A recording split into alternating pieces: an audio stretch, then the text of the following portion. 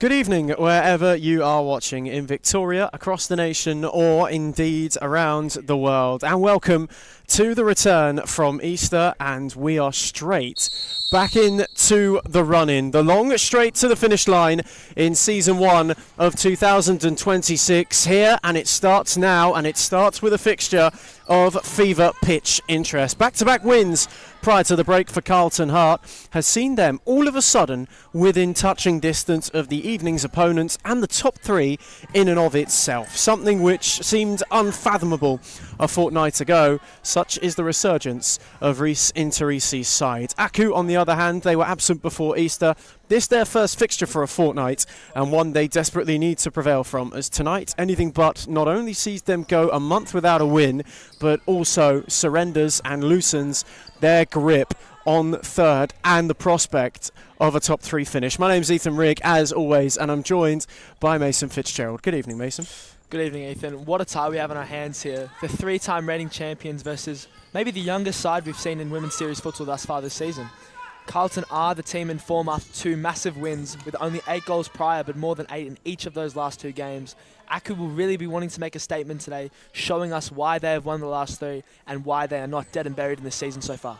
It's been quite a grisly and gloomy Friday in Melbourne's Northern Quarter, which, if you're here this evening, you would find out anything but that. There is a real shine out on court, despite the slightly wintry chill that is outside. All of that end of summer serotonin and that early autumn endorphins seem to have really dissipated over the winter break, and over the Easter break, in fact, as we turn towards perhaps a more wintry run of fixtures. Especially for these two, they'll be hoping for a warm start to it. Mergianos got in just ahead of Tyke Bryant. Olsen was alert to it, flicked it on for Bowen, who made quite the impact before the break. Her debut was well and truly one to remember for the Carlton Heart youngster. She forces an early corner, one which Ramanayaka will take and set up for Bryant, who steers over. Wayward shot by Bryant there, but just retouching on the debut from Lucinda Bowen. Unbelievable, at a loss for words maybe even. 14 years of age and 5 goals in her debut. Player of the week performance as well. It's just, how high can this teenage talent fly? It was the perfect debut on a night really that was perfect for Carlton Heart. You doubt it could have gone any better for them. It was a real dismantling of Northcut in the end, and it's got them right back into the picture of not only a top 3 finish, but of usurping both Northcut and Aku into third tonight. Not only have we mentioned that they've been finding the net with more frequency, they've been keeping them out at a better rate too, and it's given their goal difference a healthy hand. If they are to win tonight, for the time being at least, they would go into the third, which is, considering the start to their season, it would be quite remarkable. Remarkable is the right word to describe that. To quote head coach Rhys Interisi, "Hearts are back," which an emphatic win tonight would lead us to believe. It's just interesting to see. Sorry, as Lucinda Bowen presses. Maybe has an opportunity. Shimizu stood up firmly. Just continuing on, it'd be interesting to see how quickly this side can turn around, as for the first few games of the season, it was demolition after demolition for the sides. But after 2 nearly double-digit victories, they're looking to make it a third win on the bounce. Bowen wanting to go at Mergianos, couldn't find a way round. Aku just having to sit in for the time being. Instead of a corner, it's a deep side ball, one which Ramanayaka will take. Flashed it across for Bowen, who just wasn't able to apply a finishing touch. But for QEMU's side, of course, they were absent last week, the last time before Easter. They haven't won a game since that incredibly potent 7-1 win over 1-0, all the way back at the 6th of March now. So we've ticked over a month. When they're on the charge here, as Yamashita had a great look. Found well by Williams and just wasn't able to steer it in on the break. Just sparks of the Aku of old there. An unbelievable counter-attack there, headed by Annabelle Mergianos. So close to the opener this evening, but the tie stays a deadlock. That's a beauty of a ball from Williams. Yamashita, Shimizu, it's a good block from Bowen. Having those two back, they've been sporadic figures really throughout the early stages of this season. It's a massive plus for QEMU tonight. Two of his title-winning, really important pieces to the puzzle being back in the fold and being back in Evergreen. They're trying to stop their season from wilting away. So it's a bit too long from Olsen, one of course a New Zealand international, and here is Williams. On for Shimizu, who was closed by Ramaniaka, instead went back for Yamashita, who went to thread for a marauding Mergianos and couldn't quite find her. Aku from defenders to pretenders, they try to push and reignite their season. They have seen the better side in the early minutes of this game, but we do know how deadly Carlton can be with their play to their target and their speed in the youngsters. Bryant, Ramaniaka was robbed of it. Shimizu, and then couldn't get around Tyke Bryant in return, whose challenge was tiny, before she in turn was ushered out of play. Yamashita, Williams, now Shimizu. This time feet weren't sorted out on that occasion, just as Bryant came to press. This the start of a massive night of futsal as well here in Darebin. What a set of fixtures to return from Easter with. The first one, importance for the top three picture. The second will have the team at the top of the table, the two at the top of the table. The title chasing duo locking on for the second time this season. Fitzroy and Vic Lyons. That one's up next. Promises to be a belter. And then to close out the show, 1-0 in Northcut, which could have implications in the top three race. And at the other end of the table, Joe Haskell was not best pleased about how a lot transpired before the Easter break and how his side's early season momentum petered out. They'll want to get back on track. Costa Fruits equally so, as 1-0 have really not kicked on as they would hope in 2026 so far. It's a good read from Kasab, and now Shimizu is clean through. Bowen with the challenge, also made a terrific save. And Aku have a corner. Excellent save there by Olsen, but just touching back onto 1-0's maybe lackluster performances as of recent, we can't ignore that 3-3 draw with top of the table Vic Lyons. The only points the side has dropped thus far, but the tale of the top two will come to an interesting end of chapter tonight as they push to see, can Fitzroy claw back to the lead, or will it be Vic Lyons extending theirs? And here is Bowen, who ran around Williams and hit the near post. Rebecca Yee was sprawled and was perhaps fortunate momentarily, but Bowen didn't have more whip on it. Kasab wasn't able to get further beyond Bowen. Piers Barlow won it, then lost it. Bowen got a boot on it. Bryant then took over and did brilliantly. Balletic feet from Tyke Bryant. Bowen wanted the return, although it took a flick from Williams and just allowed Rebecca Yee to go and gather it. Been quite the start to this first half. Neither side's moved an inch as Williams, Kasab, Shimizu, Yamashita, patient from Aku. Kasab again, brilliant from Piers Barlow, who was there and showed some bottle in doing so. And then stepped away from Shimizu and gave it away. Williams, Shimizu was left alone. Piers Barlow closed the angle and it's flushed just wide. Aku really showing the defensive bottle of Carlton as they held shots towards the goal, but Olsen is yet to have conceded. She is keeping at her highest of standards.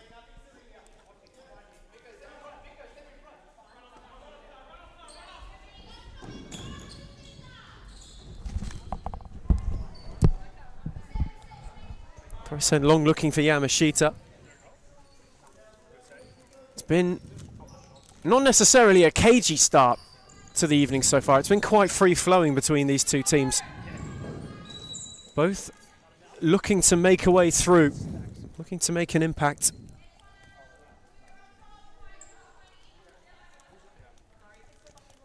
They know the importance of the evening. Whoever wins this may very well end up third come night's end. It's Kasab. Away from Ramaniyaka. Set it back for Yamashita. Now on to Sasaki. Shimizu happy to hold off Yamashita. And then sold Sasaki short. Piers Barlow got a boot in. Yamashita got the ricochet. Shimizu's flick. Rather shouted upon by Emma Olsen, who was there to claim a fling only found Sasaki. Shimizu's swivel was sharp. Set back for Yamashita. Kasab gave it away to Bowen. Yamashita. Shimizu couldn't quite thread it for Kasab, who was advancing. Here's Sasaki. Her first Aku appearance of the season this evening. Spent her time on the outdoor circuit at Heidelberg United. Scored quite the goal a few weeks ago against Burundara. Now plying her trade at Series Futsal. Aku run the changes. Sienna Formica introduced for the first time. Yamashita went long. Bryant was happy to concede the play.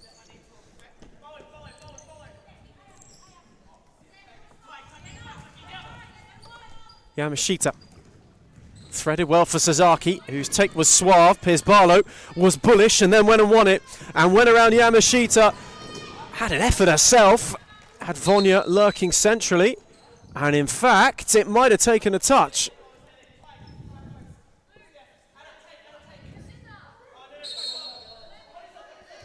Melbourne Aku are bewildered, but Carlton Hart have a corner. Confusion across the court. Don't even know if Piers Barlow was aware that took a deflection. It must have been the faintest flick. As Piers Barlow from the resulting corner. Her shot ricocheted to Vonya. Bowen wanted ahead of Sasaki, only found Kasab, who is charging with options left and right. One of whom was Formica. Kasab went alone. It's a good gather from Olsen in the end. Reliable as always, Emma Olsen. Bryant wasn't able to find Bowen. Sasaki. Now Formica, who had an early effort. Olsen was happy to watch it fly by.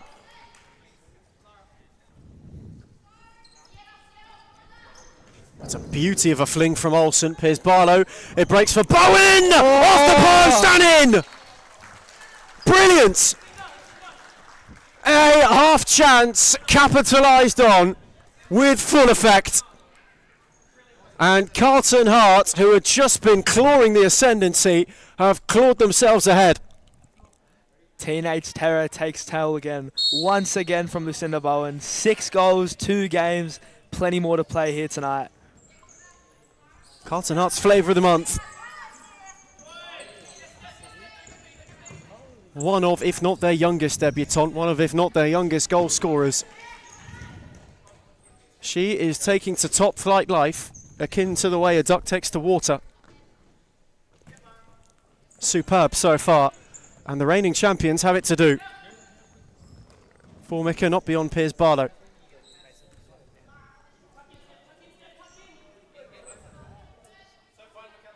Opportunistic as ever, but so nicely taken when it fell away. One chance, one goal. Sasaki tried to steer it for Formica, and Joffa got a good foot on it. In fact, might not have been needed to in the end. He's pulled away at the last moment. Williams with a good read. Kasab. Options left and right, one of whom was Sasaki. There's a good block there from Bryant. Ooh. Given away to Kasab. It's a fabulous save from Olsen. Hart had almost got themselves out of trouble, played themselves into it. Olsen there to bail them out. As Williams runs out of room. Close but no cigar there for Kasab. Carlton counting their lucky stars to still be in the lead. I would say thus far they have been maybe just a better side, but it is still anyone's game here. Remarkably early in the piece on Friday. We've seen Hart have been a streaky side in recent weeks as well. Goals like London buses. When you get one, another usually follows. There's Sasaki. Dropped it off for Kasab. Aku in need of a reply. Couldn't find a way beyond Joff. It's a good read as well from Piers Barlow. Lara Joff is on her way. Just wasn't able to take it under. Hart just giving a bit of presence on the break. Still giving Aku something to think about. It's Formica. Made it up for Mergianos. Bryant bustled in well. Spun supremely. And now Vonya. Couldn't find Piers Barlow. Good press there by Melbourne Aku. Williams tried to thread it across. Ricochet found Mergianos, who then lost out to Bryant once more. Piers Barlow. Tyke Bryant, whose ball deflects out off Mergianos.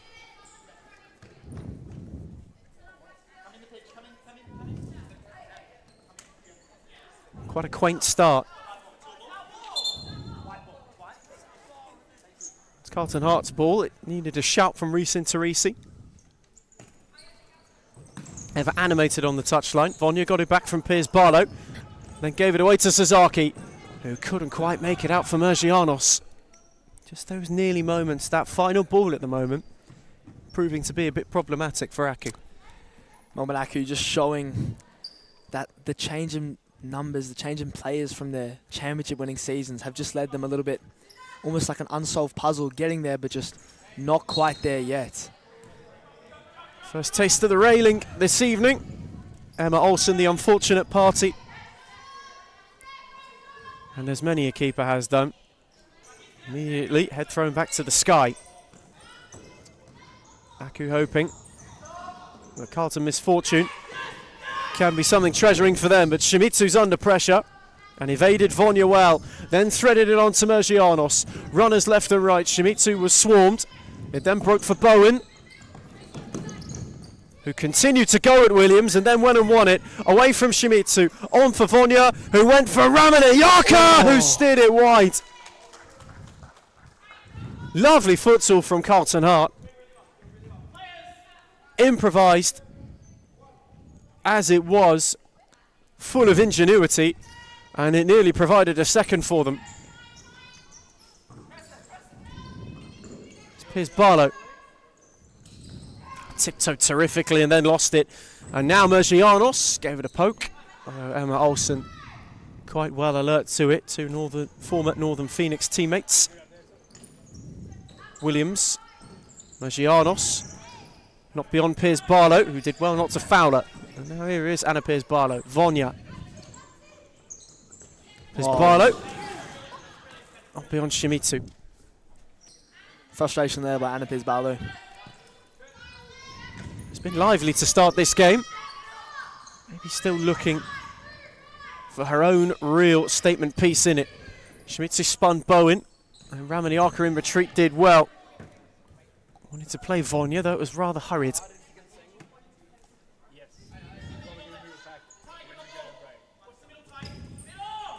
Williams' take. Shimitsu spun into trouble. Ramaniaka, and then Bryant picked his pocket. Bowen on for Tyke Bryant, who's got Williams to go at. Oh, and New Zealand international stood her ground superbly. Williams, Shimitsu. Olsen had a blunder, and Mergianos almost made her pay. Bryant. Lovely footwork to get away from Williams. Sasaki then got a shoe on it. Bowen, back for Piers Barlow. And Mergianos got a foot in. Bowen still holding firm. Piers Barlow couldn't thread it for Bryant. Mergianos, Shimitsu. Mergianos! It's a brilliant save from Olsen, and it'll break the way of Bryant, whose touch is the fraction too heavy. Aku really creating these chances. They need to put one away if they want to find their way to 3 points tonight, but Carlton are holding strong. They are showing their bottle, and the next goal is crucial in this tie. Threaded well for Mergianos. Skipped away from Piers Barlow, set it back for Sasaki. And Mergianos once more. Williams. Shimitsu away from Ramaniaka, and Olsen saves once more. That one more comfy, though it was hit with some venom. And Olsen rattles the railing again.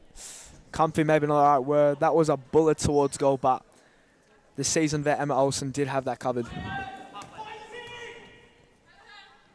Just beyond the halfway stage of the first half. For Carlton Heart, it hasn't necessarily been cruising, but convincing enough. Thus far, they are going for 3 wins in a row. And Reeson Teresi is happy to have his side in. A timeout is issued.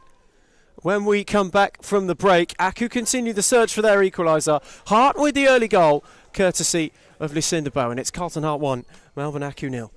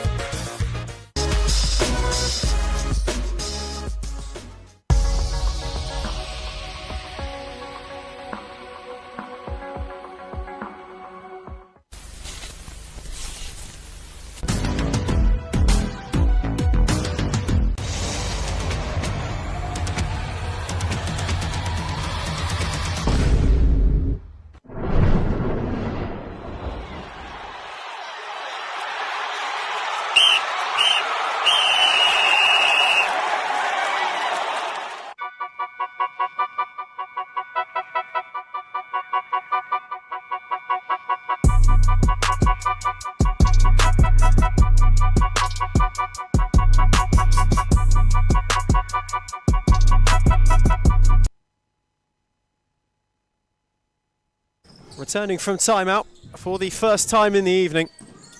Reeson Teresi quick to issue it. Hearts have started the stronger of the two. They've taken probably the most gilt-edge of opportunities that's come their way. It was an improvised and quite excellent finish from Bowen, who is on quite the streak to start life in Series Futsal. And at the moment, it's the real difference maker for Hart. As it stands, they are looking at 3 wins in a row, and they are looking at 3rd in the table too. For a side who were bottom without a single point 3 weeks ago. It is quite something, the turnaround that they've been able to achieve. Just trusting within your players, Reeson Teresi has. As Pizzballers on the counter-attack, Lucinda Bowen! Saved by the Melbourne Aku shot stopper. And now, the counter could be on the other way. Mergianos away from 2, couldn't poke it beyond Ramaniaka. Bryant to break for Hart. Bowen again, the only one up with her. Williams read it well. Mergianos tried to make that out for Yamashita, but was unable to. End to end, the return after this first time out of the game. Neither side really holding in some stability, and they're both just going for that next goal, knowing how crucial it would be for either side. Bryant for Ramaniyaka. As Barlow just gave a quick flick of appreciation. Though trying to find her was ultimately unsuccessful. Shimizu was blocked well by Bryant, who had to wear the momentum too. But Aku are just starting to get themselves on top a little bit. As Yamashita, it's a good save from Olsen. Required a tip over the top. And it got that from the hard shot stopper. Yamashita take 2 on for Shimizu. Set back for Kormika, who got it back from Mergianos. Yamashita beyond Bowen, and a good block from Bryant.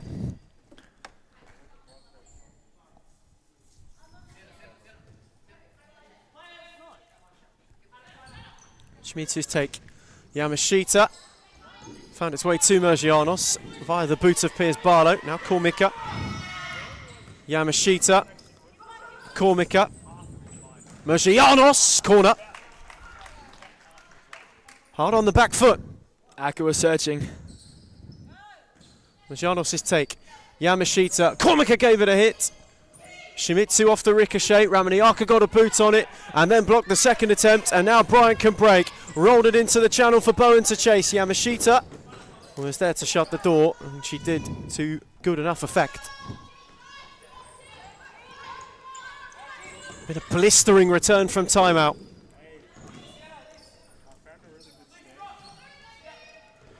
Yamashita gave it away to Ramaniaka. Again could lead Carlton on the break. Now Yamashita wanting to go alone, and Piers Barlow was in the way. More movement on the Melbourne Aku bench. Kasab coming back on. Formica one of the options. Formica was found, didn't catch it cleanly. Bryant and Piers Barlow clear it only as far as Kasab. Couldn't step away from Ramaniaka. That cutting edge that has been so prevalent for QEMU's side, somewhat lacking at this point in time. Joffre and Ramaniaka went on the press, found its way to Shimizu. Couldn't thread for Formica. Joffre's read was good. Bryant is 2-on-1. Further forward is Ramaniaka, who only steered it into the palms of Rebecca Yee. And now Shimizu, breakneck futsal, around for Joffre.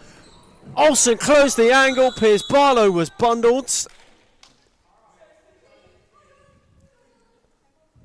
And now then.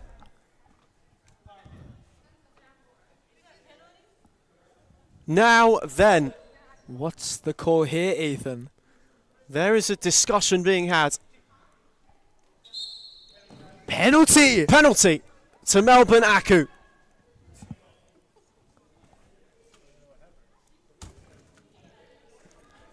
In the chaos of the confrontation, Aku have been given a penalty and Aku have been given a lifeline. Confusion across DCSS. As you have better eyes than me, Ethan. What was that given for? Penalty was given for handball. So we're hearing. Either way, it is Shimizu from the spot. Chance to get Aku level. How they would need this.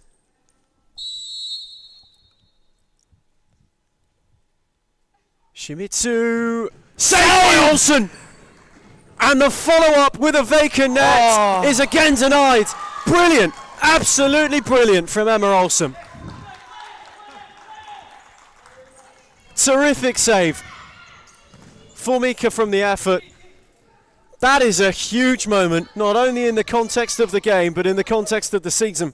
Emma Olsen's catalogue of saves grows ever thicker as she's kept her side in the lead. Unbelievable scenes. Chaos here. Kasab away from two, and into the palms of Olsen, who fancied a long ranger to catch out Rebecca Yee, but was a bit unsuccessful. If you don't shoot, you score. That's the saying. Kasab tried and failed to evade Vonya, who did rather well when searching for Joffre unsuccessfully. Yamashita, Sasaki. Lovely return for Yamashita, who flashed her effort just wide of the near post.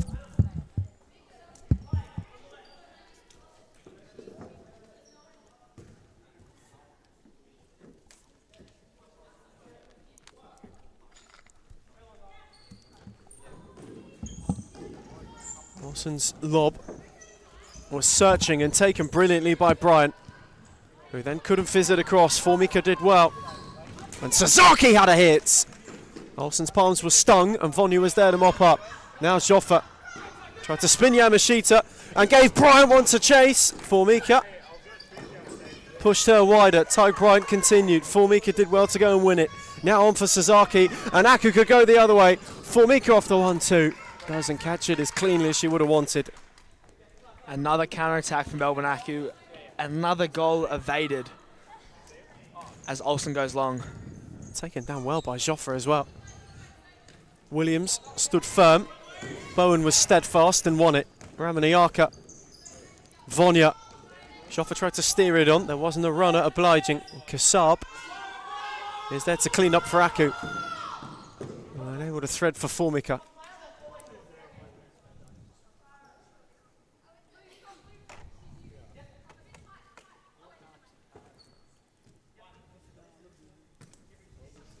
Bowen. Well, again went on for Joffre. Trying to steer it round the corner for Ramaniaka. Was unsuccessful on that occasion.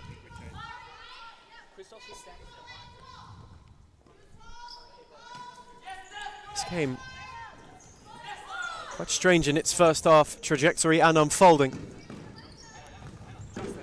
It's Formica. Going to go beyond Bowen, who's got options. Bowen went alone! And off Rebecca Ian in!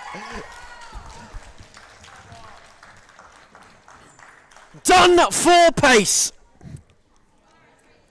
It looped longingly before dropping delightfully in. Bowen doubles her tally and Carlton's tally for the night. They have their buffer, and after one-way traffic from Melbourne Aku, Carlton strike 2 into the lead and strike just closer to the top 3. Bowen blistering on the break.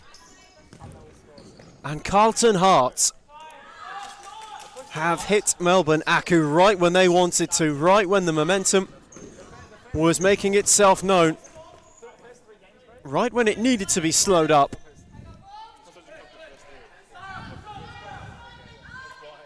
Such a crucial passage towards half-time as well. And Bowen wins again, away from Murgianos. Oh. She's hat-trick hunting all right, 2 weeks in a row.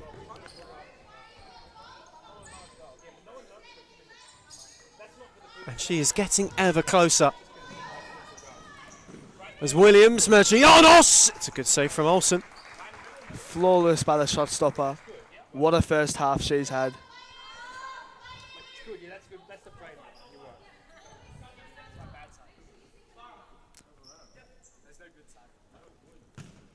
Aku's searching for, now instead of an equaliser, a way to halve the deficit before the break. It's a good read from Vonya, who's got Joffre up with her. The return was terrific. Vonya! Denied well by a charging Rebecca Yee. It's another golden glimmer for Carlton Heart.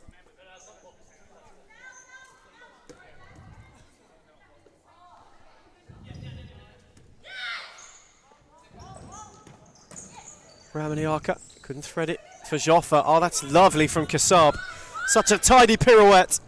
And then shifted it on for Sasaki. Set it back for Williams to have a go. And Aku will have a corner.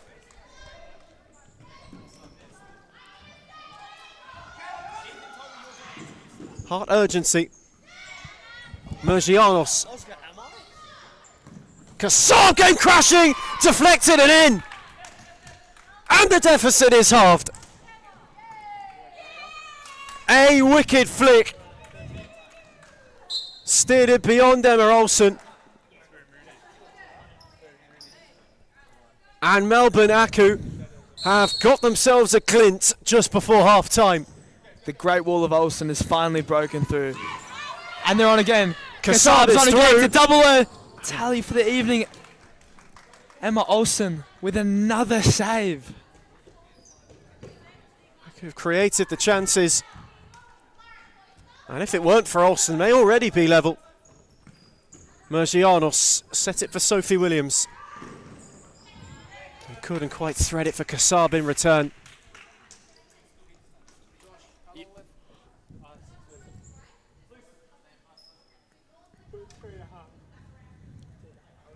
The reigning champions are surging. Just at the right time, and Hart, who started strongly, now find themselves in need of rescuing some momentum back for the first time in a little while. Murgianos. Sasaki.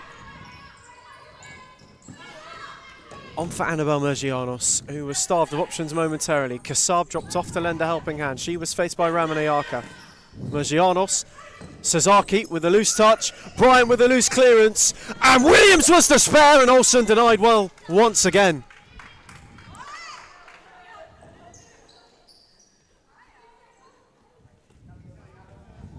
In fact, she may not have been needed on that occasion.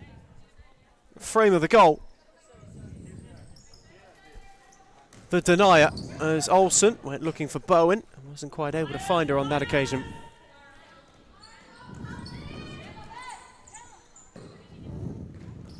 That's a magnificent pluck from Mergianos, who steered it for Kassab. She was crowded, set it back for Williams, on for Sasaki, who shifted around Bryant. Mergianos didn't get the whip she desired. Close once again from Mergianos, but that touch out of the sky was just unbelievable. I believe the ball has disappeared into the bathroom. Excellently retrieved by the referee there. For a dull moment in Darabin.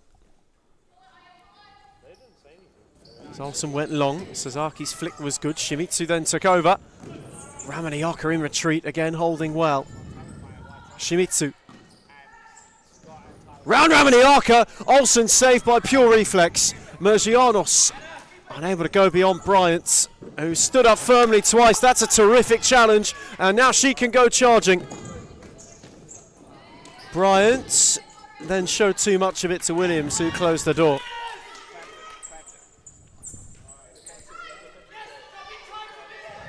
Sasaki, too far from Mergianos.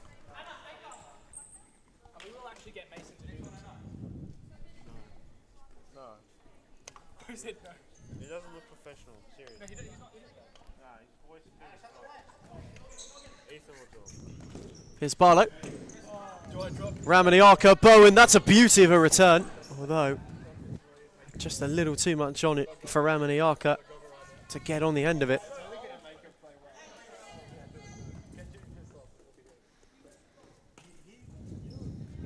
Williams. Sasaki. Williams gave it away to Vonya, who read it well. Bowen, and Vonya then got in a bit of a muddle.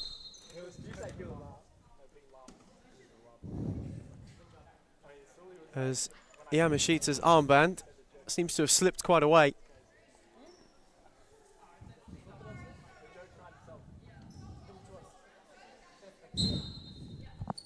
She's all good to restart and get it from Rebecca Yee. Slid it down the line for Shimizu. Ramaniaka read the return, and now Piers Barlow can go charging. Had two up with her. Shimizu's challenge was a beauty, and Piers Barlow then gave a drag back and gave away a free kick.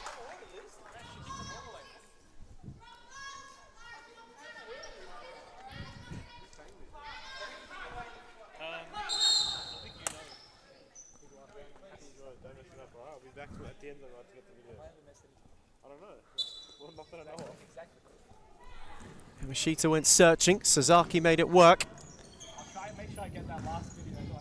Get lost out to Piers Barlow, and now Bowen. The break could be on. Lovely check from Bowen, and the ricochet. They'll walk it in. It's a brilliant goal. And Carlton Heart have got their buffer back. Wonderful from Bowen. Right in the centre of court, just to tiptoe her way forward. The ricochet broke for Ramaniaka, who was unselfish to steer it to a waiting Piers Barlow.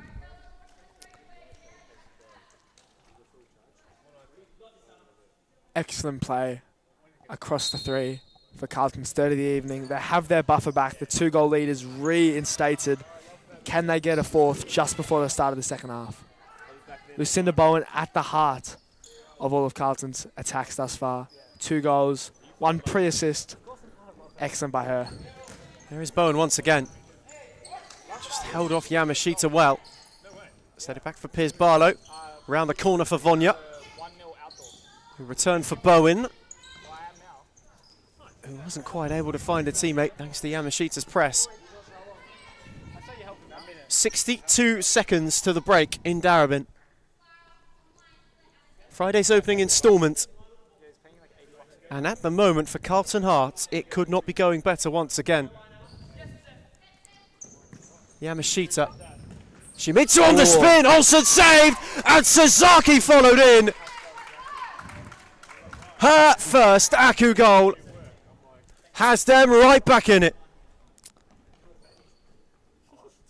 A 5-goal thriller of a first half. From 2-0 in the lead, 2-1, 3-1, now back to 3-2. It leads us towards a tantalising second half as Carlton rightfully frustrated with that goal. Quick concession, and it just opens the door for Melbourne Aku. So maybe have one more look before the break, although Yamashita was lunging and unable to keep it in.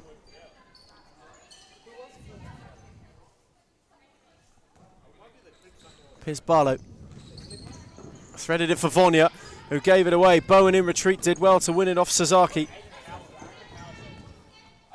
And then happy to reset through Olsen, who speared it too long for anybody. The very closing stages of the first half.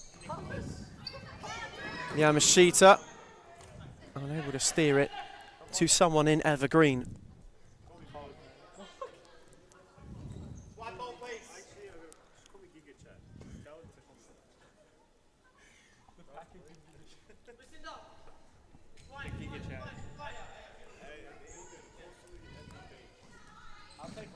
Here's Barlow. Ooh. Cut by Yamashita. Is there one last look? Shimizu's return. Yamashita had a go. And steered it just over the roof of the near post of Olsen. Here's Barlow. Bowen lost out. Yamashita, Shimizu, Sasaki, Yamashita. Lovely futsal. And a terrific save from Olsen again. Corner taken quickly. Williams gave it a go. And Shimizu. Late corner. Is there one last look for Aku before the break? Shimizu, Sasaki. Flashed her effort wide, and that'll do it. Hearts, who were 2 up on 2 occasions, are in the process of being reined in by the reigning champions. Half-time in Darabin. It's Carlton Heart 3, Melbourne Aku 2.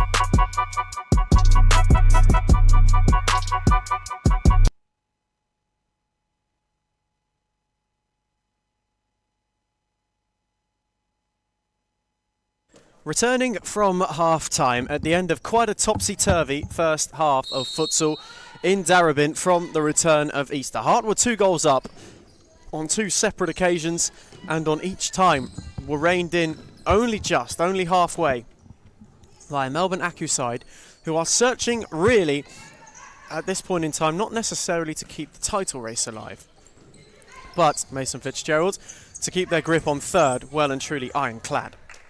It's more for pride than anything, I'd say, the rest of the season, Ethan. Accu have had their spell, they have had their crown, but it seems that the power of Vic Lions and Fitzroy, our next fixture, are just too much for them this season. That third place finish is absolutely almost a must-do for Melbourne Accu to keep that strength that they've shown over the past 3 seasons. We talk about it being quite a bit of a drop-off from a regular title contender for a team who won 3 titles in a row, who only lost 2 games throughout the entirety of the calendar year last year in the league. It is a stark turnaround for QEMU and co. And it is a real shift, and you've seen that this season. Not only in the availability of a lot of that title-winning core. This is Sophie Williams' first game for a little bit of time. Same can be said for Yamashita. Rebecca Yee's also not exactly been there or thereabouts. So they are missing personnel. But how important do you think it is that they do salvage this season and they do take that third place finish? It's just about momentum, really, Ethan. A 1-season drop-off from first to third is acceptable, but any lower than that, I just don't see a way where they can really fight back next season, hopefully regain the title that has been theirs for such a long time. And they're looking to regain parity initially tonight and then go from there.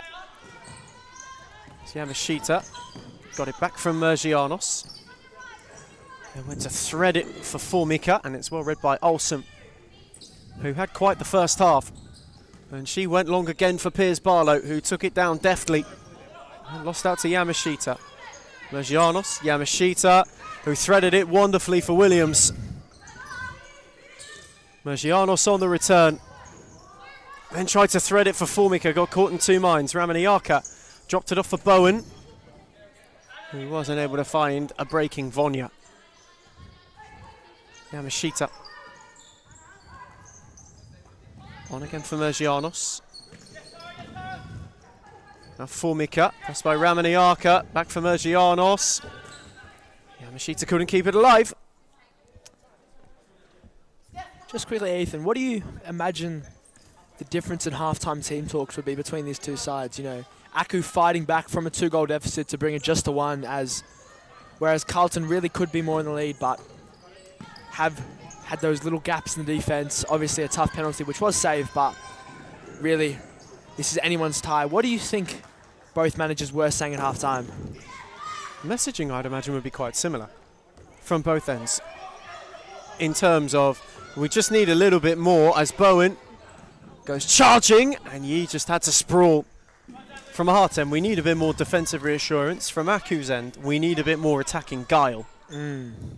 So there's 2 little tweaks that both sides need to make in this second half for either to go over the top. Because although Accu are a goal behind, at times 2 goals behind, they played a lot of good futsal in that first half. And I don't think you can discount that, and I don't think QEMU will have done.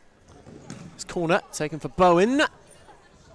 Yee with a brief spillage, and then a quick mop-up. And amends were quickly made. Would you just say that the clinicalness in front of goal would be the main talking point from Melbourne Accu's side, as really the amount of chances they had and how phenomenally Emma Olsen was keeping, it could very well have had the scoreboard reversed. They certainly just need to keep at it. They're not a million miles out of this game. Emma Olsen's had a terrific night, and without her they could be ahead, or they could very well be levered at least. Though you have to beat the keeper who is in front of you, and that is not what they've done frequently enough so far.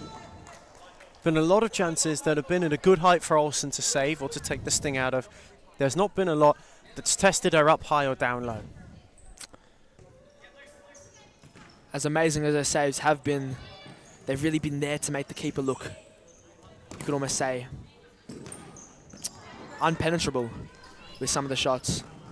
Here is A lot Kasab. elbow high as Kasab is through once again. No save needed there by Olsen. Another issue of how Aku have gone about it tonight. A lot of those opportunities have been crafted from very wide. Heart have shut the centre down as Vonya was not a million miles away from something spectacular. Just didn't have the whip it desired. And that she would have desired for it to have. To curl its way into the top corner. But she was desperately close. As Kasab from range. It's a good save from Olsen down low. Who then went quickly and gave it back to Kasab, who's got options left and right. Kasab went on her own and again steers it wide of that near post. A bullet of a shot Kasab has. Really creating those chances for Aku, trying to push them back to get that equaliser and hopefully, for their sakes, eventually get that win. But Carlton are holding strong. Firmness for Hart thus far. Bowen. On for Vonya, who miscontrolled it. And it just opens the door to a little bit of pressure. Sasaki. Threaded that terrifically for Shimizu, who rolled Bowen, but not Ramaniaka, and then went and won it back anyway. Sasaki. Kasab lost out, Vonya just there on the charge. Sasaki once more, start the next wave. Shimizu, not beyond Bowen.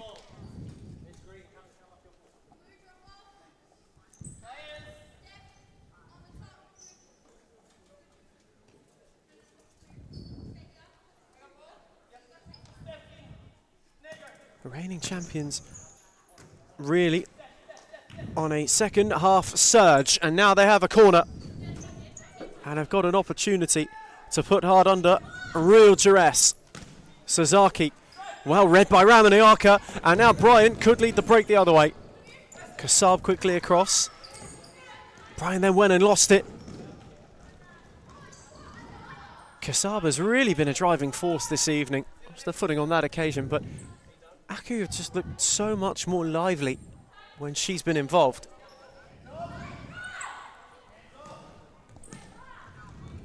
Shimizu. Oh, wow. Lovely flick from Kasab! Oh. And there's your leveller! Delightful! Shimizu steadfast. A piece of Melbourne Aku magnificence. And they've got themselves level. That's a stunning goal. The two real outlets for Melbourne Aku this game link up to get their equaliser. 2 goals down, now 3 apiece. Unbelievable play there. Stella from Shimizu, and how was the flick from Kasab? And those two are at it again. Shimizu away from Bryant. It's a good challenge from Bowen. And now Joffa, who stormed beyond Sasaki and hit the post. My word, that was close to Carlton going straight back ahead. What a game we have on our hands here, Ethan. And what a play by Kasab. She has been flawless this second half. That corner taken with too much height. But this half has really flown into life. Shimizu, Kasab. Tidy footwork to evade 2. Sasaki. Shimizu, Kasab. Sold Yamashita short. Bryant got a foot on it, and now Yamashita can make it work. Tried to poke a corner, but only found Bowen. Shimizu's press was relentless. Bowen then had to belt it away, and Hart all of a sudden are feeling the heat touch. It may be a chilly afternoon, but the heat is truly being pressed upon Carlton High, as Aku have shown the chances this second half. We're just hoping Hearts can start beating again. Kasab, Shimizu, steered it beyond Yamashita. Whatever the half-time team talk was from QE Mew, it is seeing and seeming an inspired piece of prose at the moment. His side have really rallied to start this second half. Without a league win in a month. desperately wanting a way just to get back on track, just to create some breathing room between themselves and the rest of the top 3 chasing pack. Shimizu threaded, Kasab with a smart turn and wins a corner.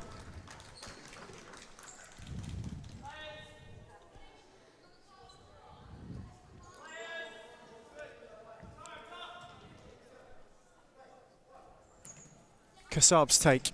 Shimizu, Sasaki was round the back. And all on her own for a moment. Although, steered her effort agonisingly wide.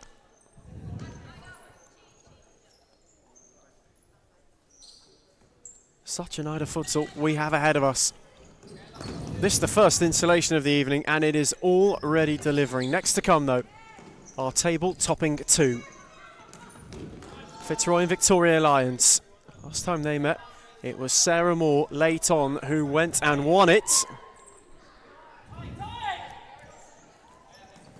As there's a brief flicker in illumination around DCSS. Nearly shades of Fulham Man United all those years ago. Almost a shutout here. That night when the lights went out at the cottage. Thankfully we haven't had something similar transpire. There's Bowen, couldn't quite find Bryant, but coming up to that game next. Not necessarily a title decider, but by the time it is set and done this evening, we will have either a new or a further extended incumbent league leader. A lot rests on this game, and it is the halfway point of this clash this season too. It'll be the second time of 4 Fitzroy and Victoria Lions would have played one another. So just how big is the emphasis on that? It's a huge game. It's a must-win for both sides. Even a draw, neither side would feel happy with. Either team is going for it this night. As Shimizu's round! Wow. And has stuck it in the top corner! And Melbourne Aku have turned it round from nowhere.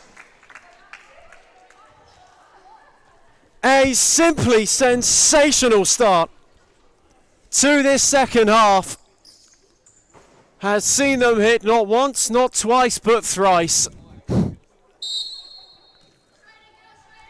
They have ripped it away from Carlton Heart. And Melbourne Aku, who had the momentum building, have now truly gone over the top. 3-1 down, 4-3 in the lead. Unbelievable from Melbourne Aku, showing everyone why they have those 3 championships on the bounce. This year might be a bit far out of their grasp, but they are showing that they are the defenders and not the pretenders. Unbelievable by them, as Carlton seems to have no answers so far. It's been gritty as well from Aku, as well as it has been flash at times, and they're not done yet. Sasaki, it's a wonderful ball for Yamashita, who just couldn't quite get it under. Had she done, they may have had a look at another. Heart in need of inspiration on an evening that is ever so quickly just getting away from them a fraction.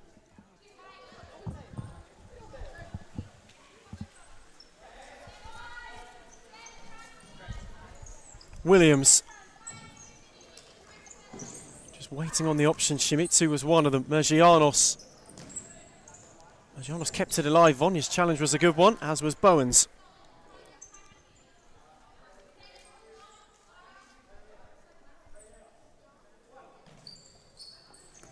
Williams. Shimizu, well read by Vonya, who poked it on for Joffa, who was starved of options, and Shimizu's challenge in retreat was good. Drop for Rebecca Yi, who found Mergianos. Yamashita. Vonya across, just in ahead of Shimizu.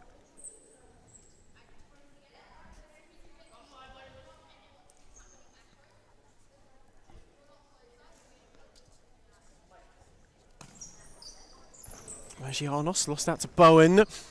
Yamashita then took over and gave it a poke, and Olsen prevented the corner. You can see where they were full of energy in this first half. Carlton Heart now just starting to look a little leggy. Yeah, the lack of numbers, the tiredness is really kicking in with all of them. Just see a little bit of frustration across the players' faces. Maybe the belief is diminishing, but You know, anything can happen. It's still a one-goal game.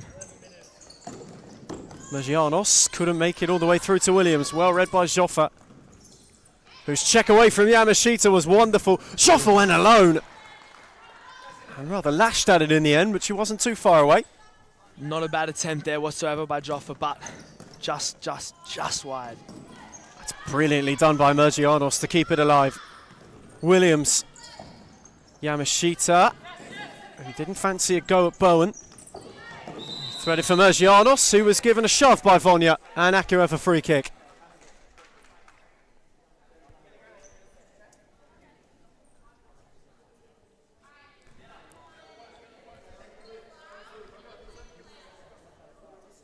Maybe an opportunity for a Melbourne Aku buffer of their own. Yamashita went the directorate, and Joffa stood up. The wall does its job there. And just looking back on it, Ethan, how massive would that penalty have been if Melbourne Aku put that away? That would give them a two-goal buffer with heart being depleted. Yamashita went early. Olsen was set and ready, and now wanting to catch out Rebecca. It was an awkward one. Bounced just in front of her, although the keeper readjusted well. Mergianos, who did well to keep it in not too long ago, can't do quite the same on that occasion.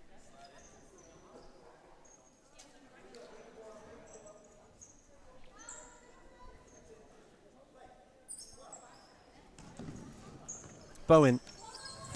Vonya. That's a tidy flick round the corner, and Bryant kept it alive too.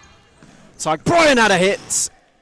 Rebecca Yee gathered well, and then quickly gave it off to Mergianos. His thread for Formica was too firm.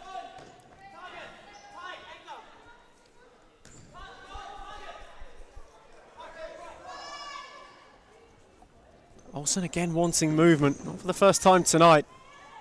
She's been vocal about the lack of it from her teammates at times. It was clever from Bryant, but Ramaniaka was all on her own.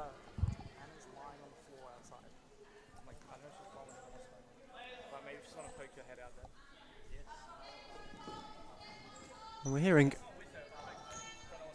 something a little bit developing here at DCSS. Anna Pierce-Barlow's not on the Hart bench. We'll keep you updated with that as it develops. In the meantime, Olsen looks long. Bowen again warded off Yamashita. Set it back for Bryant, who couldn't quite find Vonya.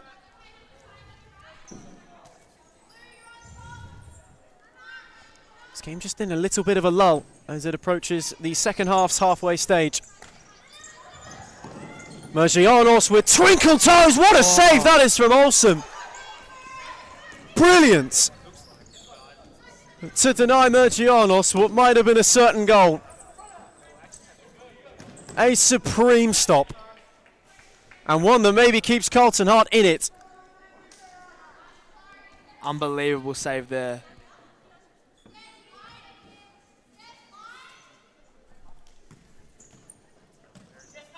There's Williams on for Formica. Mergianos. Set it back for Sophie Williams. Formica, Williams. Mergianos, Kassab. Clip had a bit too much on it. Both teams really showing their legs towards the maturing stage of the second half. They have played quite a lot of futsal today already. The next goal may decide the tie. As Bowen had to ward off Williams. New Zealand international stood firm and stood firm to good effect. Bryant couldn't refine Ramaniaka. That's been the tale of their second half, really. Just missing an element of the conviction this second half. Carlton I had such a great portion of that first half. Amounted to a 2-goal lead at one point, but they're just not showing that spark they've shown the first half and the rest of these last two games. There's still time for that to change for Carlton Hart, and Bowen could be the one to change it. Set it on for Bryant, who couldn't get beyond Williams again, and Kassab cleaned up well. That's a terrific piece of defending. Great work rates there by Kassab. Neither have issued a timeout yet. You wonder when, in this case, Reese Interisi's hand might be forced. Yi went long. Bryant gave it a swipe. And the ricochet found its way to Olsen, who was quickly on for Bowen. Bryant, Joffa. Couldn't steer it to anybody other than Rebecca Yi, who was quickly on for Williams. Just waited for Kassab, who had a momentary stumble. Williams. Magianos. Williams, who lost out to Bowen, whose retreating challenge was tidy. Bryant, Joffa, Ramaniaka. Kassab's challenge was a brilliant one.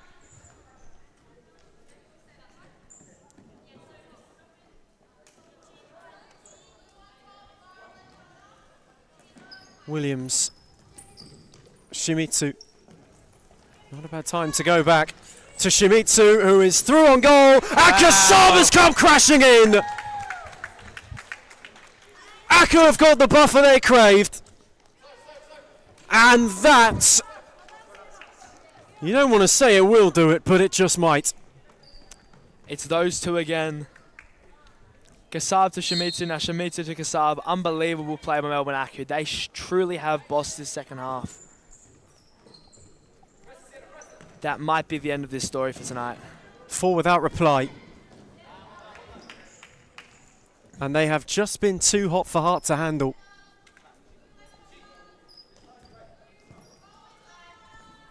And a real shift in dynamic on both touchlines. Reese Interisi looking dejected as Formica flashes the side netting. QE Mew looking the most animated he has so far this season, by a long way. By a long, long way. Both sides really still searching for that next goal. Aku do have the buffer, and it's safe to say they should have the tie unless something monumental happens from Hart. But Reese Interisi's side are still searching, are still hunting, and do still really want that next goal as he walks over to the third official's bench with the timeout card. So, Hart's timeout pending. Reese Interisi wanting to reel his side in and see, with what time is left, what he can give them to go and get something out of this game. They had it, they're now chasing it. Position they haven't found themselves in for some time. It's quite a peculiar one. That's beautifully done as well by Aku to find Shimizu. Now Formica, Olsen came a long way and got an intervention. It will be a corner.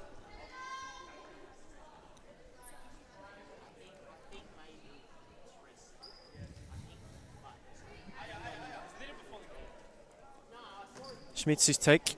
Sasaki steered it over, and we will now have that Hart timeout. Reese Interisi issued it. He wanted it. Hart have got a bit of soul searching to do as we get a timeout first time in the second half. It's Carlton Hart 3, Melbourne Aku 5.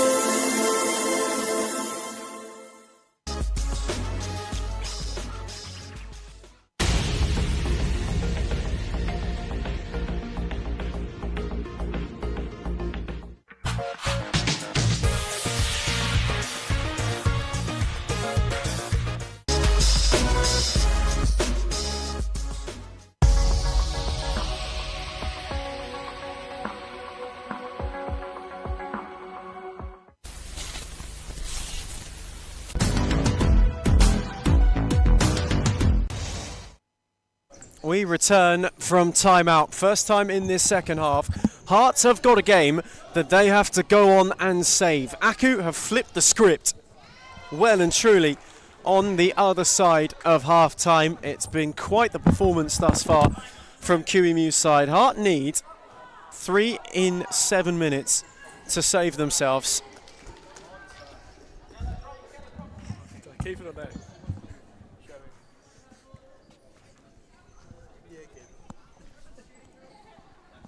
You get the feeling at the moment it's a side who, despite having just been in conversation with their manager Eason Teresi, they just in this second half have lacked a bit of inspiration. They just look a little bit depleted, you know. It's a young squad with little numbers. They are just showing their lack of experience with the legs they can hold onto this game. They're trying, you can't deny that, but I just can't see them getting themselves back into this game, unfortunately. Heart, who at half-time were third in the table, now coming to the reality that they may remain sixth. Just shows how close this league table is. The top two being just mere points apart. Same with 3 through 6, really. It's anyone's tie for the title and for that coveted third position. And even 1-0 who are bottom of the table are not that far away from being back in the mix either. It's been an incredibly tight start to the season, the tightest start to a campaign that you can remember for quite some time. As here is Shimizu, Kasab, Yamashita, Shimizu, who wanted Kasab to keep going, and Ramaniaka was across the clear.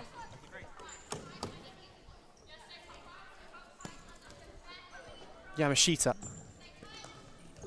Kasab, cut out well by Joffa, who's got options left and right. Kasab closed the door. Bryant then took over, and her ball for Vonya was hit maybe a bit too viciously. Kasab really has shown different levels this game, bossing this second half, inspiring her team to take that 2-goal buffer and to withhold the hard pressure and maintain that third position in the table. Sasaki searching for Shimizu. Oh, what a flick that is! And what a save that is from Emma Olsen. Terrific stop and terrific futsal from Melbourne Aku. Dual dominance from those two, Shimizu and Kasabi, really showing their talent and skill this second half especially.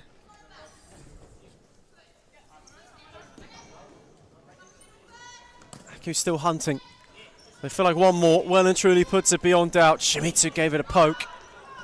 Olsen was alert. Had Joffa as the lone runner and again fancy to go. And on that occasion offers an apology to the bench. Yamashita, Kasab. Aku taking their time. Lovely ball that is to find Yamashita. Shimizu was one of the runners. Kasab lost out. It's a good take from Joffa, who's done well to evade Sasaki, and it's a good save from Rebecca Yee down low. Her first real work of this half. Yamashita couldn't get beyond Vonya. Approaching the final 5 in Darabin of the evening's opener. The 2 games we have to follow, both tantalising in their nature and in their weight. As Yamashita is tiptoeing her way terrifically forward before being shut down by Ramaniaka.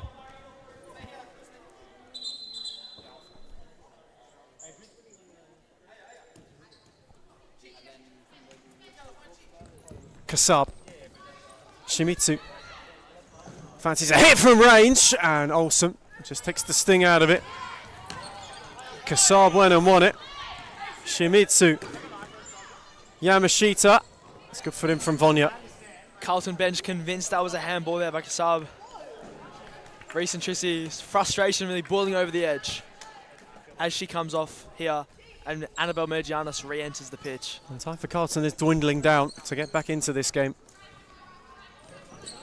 Shimizu, Yamashita, on the switch was Mergianos. Sasaki, Yamashita wasn't precise enough. Vonya then got a poke on it. Mergianos, Vonya again in the way.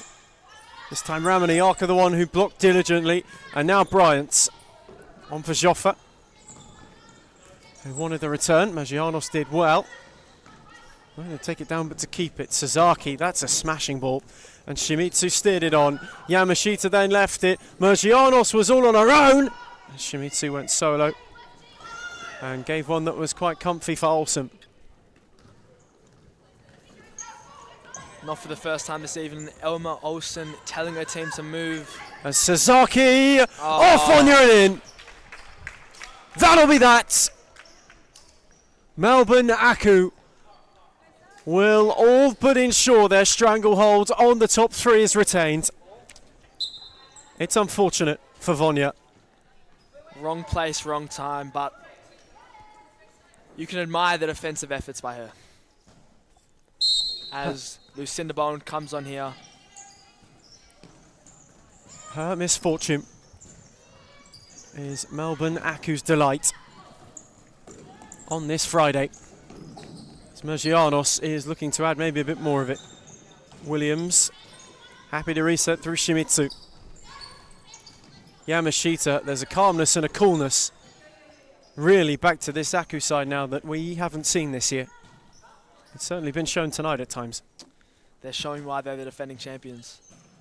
Even if they don't have their strongest of squads, they are. Showing the mental strength and toughness it takes to beat teams even when you start badly, even when you're down after the first half. And that, just little reminder, will feel a bit sweeter for them, knowing that one of the two who could become the incumbent champion, the two champions elect, if you like, are both going at one another yet again next up. One or both will drop points in their pursuit. As Williams is unable to find the bottom corner of Olsen, who readjusted well. Flung it on for Bowen. And now Mergianos, who again wanted to maraud forward. Vonya put a foot and an end to it. Yamashita, Shimizu, Williams once more. Back for Yamashita. Shimizu, Yamashita. Invited Williams. This just calm from Aku. Mergianos evaded Vonya. Has options left and right. That's a good foot in from Bryant. Excellently done from Tyg Bryant.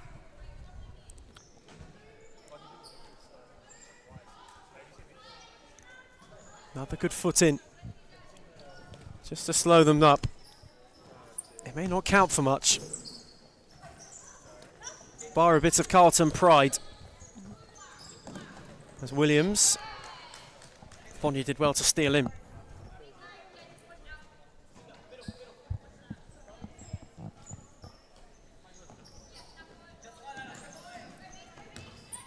Did for Bowen. Yamashita did well to win that battle.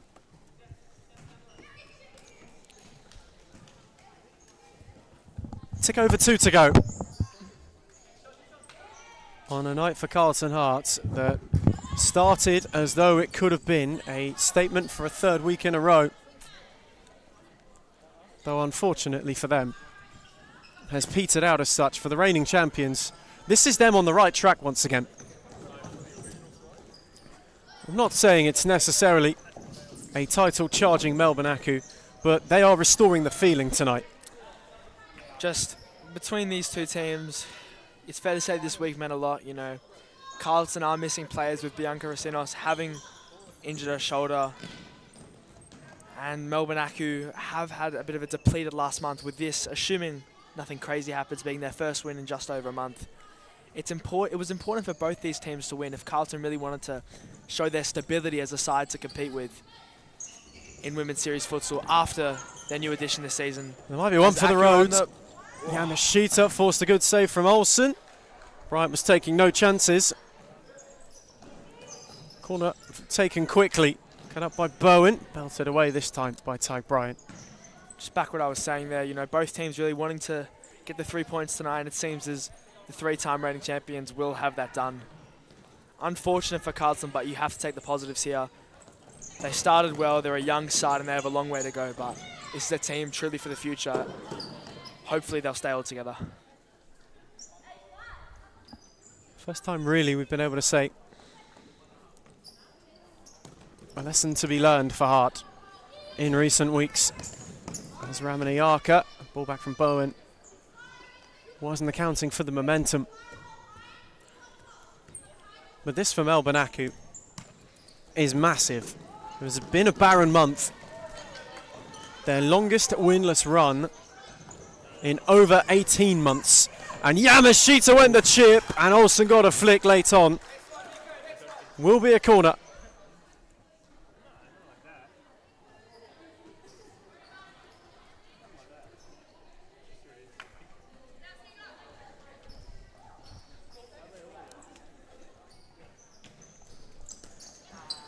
Magianos.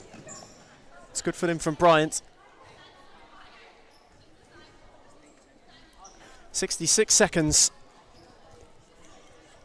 is all that remain. As Williams sent it crashing, Ramanayaka got a boot on it.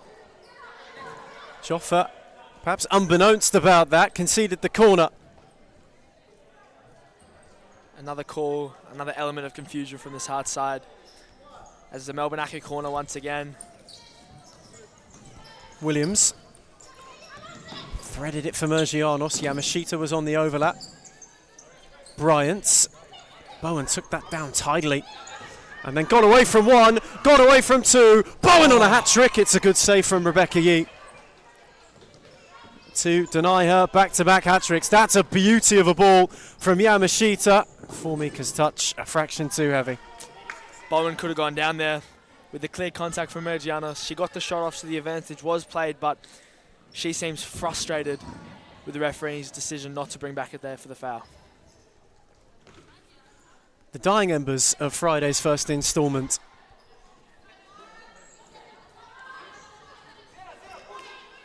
Sasaki. Williams. Smashing ball for Mergianos! And Olsen denies her once again. Ramanayaka. Joffa of Hart maybe got one for the road. Trying to tiptoe beyond Sasaki. She was unable to pick out Ramanayaka. Carlton's frustrations really bubbling through here towards the end of the tie. A respectable performance from them, but Aku just being a little bit too strong the second half. A lot to build on for Reese and Trissy's side, but just seems Aku were a little bit too good tonight. And so, at the end of it all, in the early kickoff, Hart searching for one for the road, one which they will not get. But for Melbourne Aku, it will be the top three, undisputed, for the first time this season. The feeling is maybe being restored by Kiwi Mew's side. Having trailed at half-time, it took an inspired and emphatic performance. Hart unable to find the net in the second half. Aku hit a quartet without reply. Full-time in Darabin. It's Carlton Hart 3, Melbourne Aku 6.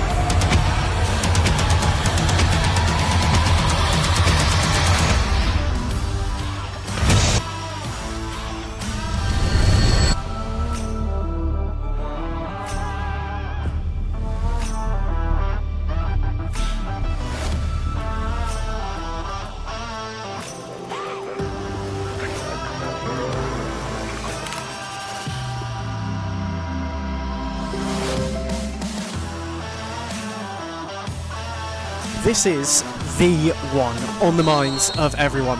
All have been bookmarked and all have had this bookmark for the immediate return following Easter. Last time they went in dead level. This time the Lions lead the race by a paw, by their mains. That is the difference between Fitzroy and Victoria Lions in the table. Indomitable so far this season. They will have to do so again if they are to keep their lead at the top of the tree. They are yet to yield to defeat the dreaming debutantes who sit at the top of the table. Title tussling Tigers, on the other hand, are trying to topple the terrific toppers of the season's table from their very perch. They can do so with a win this evening. They can right the wrongs of their previous meeting, and it is something Fitzroy will be desperately searching to do. After this night, they'll only have twice more to settle the score with one another and over who will own the castle keys and who will wear the polished crown. As they were mere weeks ago, they come into this contest, the two leaders of the lands, Ethan Rigg and Mason Fitzgerald. To talk you through it is Stella Nissam.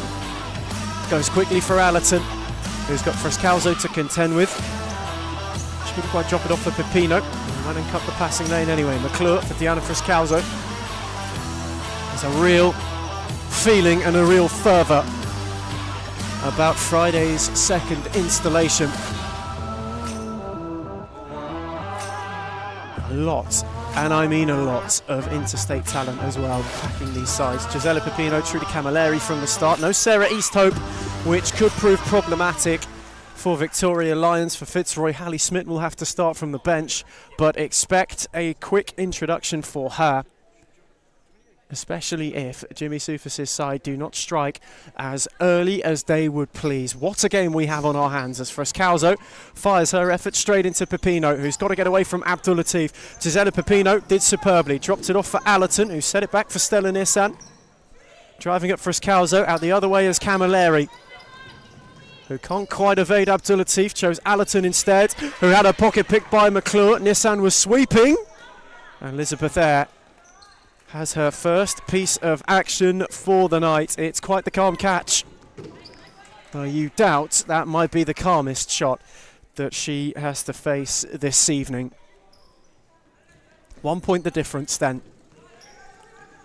between two teams who really, to start this season, have redefined the bounds of this league, who have redefined what an early season title race could, should, and is looking like.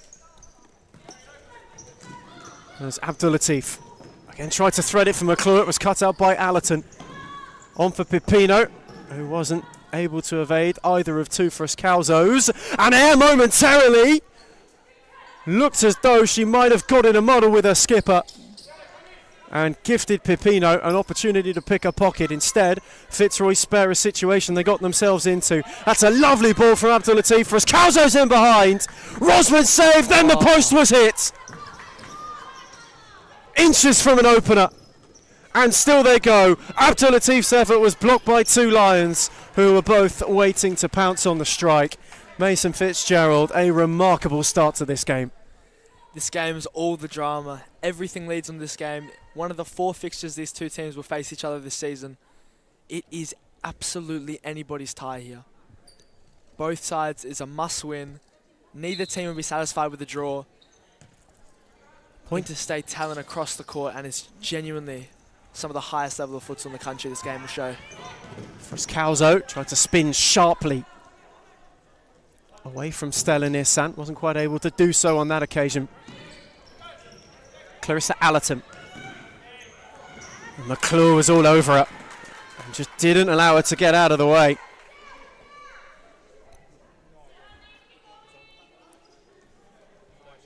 As Mason mentioned, a point does neither a favour, maybe more so Victoria Lions, but they will want to stretch their legs back to 4 points at the top of the tree. They will want that little bit of leeway away from Fitzroy to keep them at bay. Here is Frescalzo. McClure is arriving. It was a comfy height for Rosman in the end. Camilleri and Pepino linking up. Those two working well in tandem. Nissan was the late runner. There was alert to the danger. Abdulatif, who went with height. Frascalzo with a delightful pluck. And a good read from Rosman. Allerton, Deanna Frascalzo got a foot on it. Becca Davies as well from the bench. Sarah Moore from the bench for Victoria Lions. Alicia Rowan, Amanda Araha awaiting Fitzroy introduction. Quite the spectacle, and you can feel it in here. For a fixture that was topsy-turvy more than anything last time. Victoria Lions were 4 up in a half that was scarcely believable. Fitzroy then reined them all the way back, only for Sarah Moore, with sub 60 to go, to go on and win it and land the first blow in a clash of two of the jungle's biggest cats so far this season. There's Camilleri. Force back for Rosman. That's a beauty of a ball for Allerton, who maybe made it look a touch more awkward than it might have been. McClure. That was too far-fetched for Abdulatif. End-to-end start of this game. Both sides searching for that first goal to really set the tone for the rest of the night. Late arrival for Fitzroy as well. A really late arrival for Jimmy Soufis' side. Ariela Cabezas, who was quite dazzling a couple of weeks ago, comes to take her place from the initial off from the Fitzroy bench, though you would suggest she would be introduced post-haste. No Alexia Caristal this evening.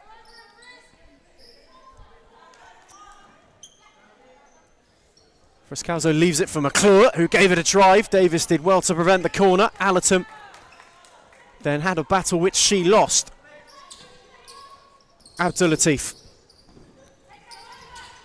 couldn't get beyond Camilleri, and McClure was really swarmed down by the Futsalroo as well.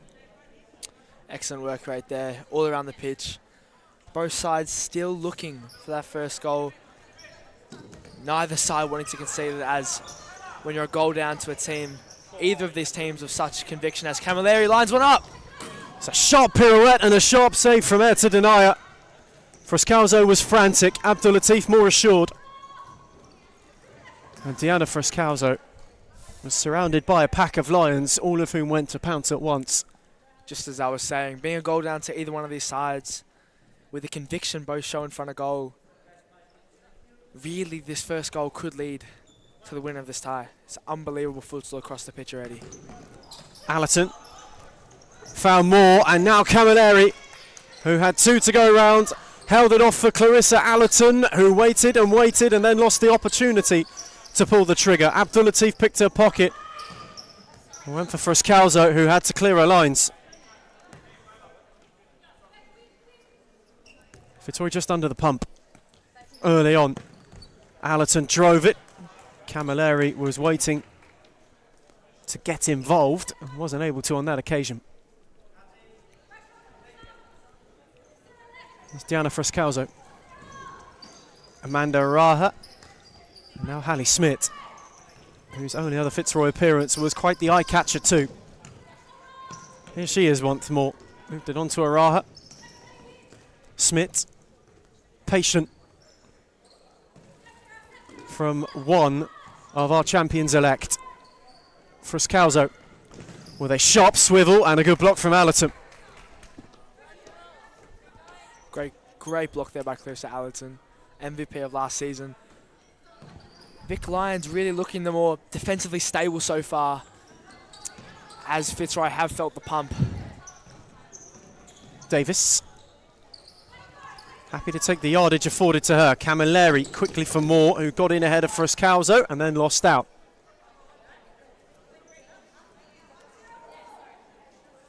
Game of such fine margins, this one so far this evening.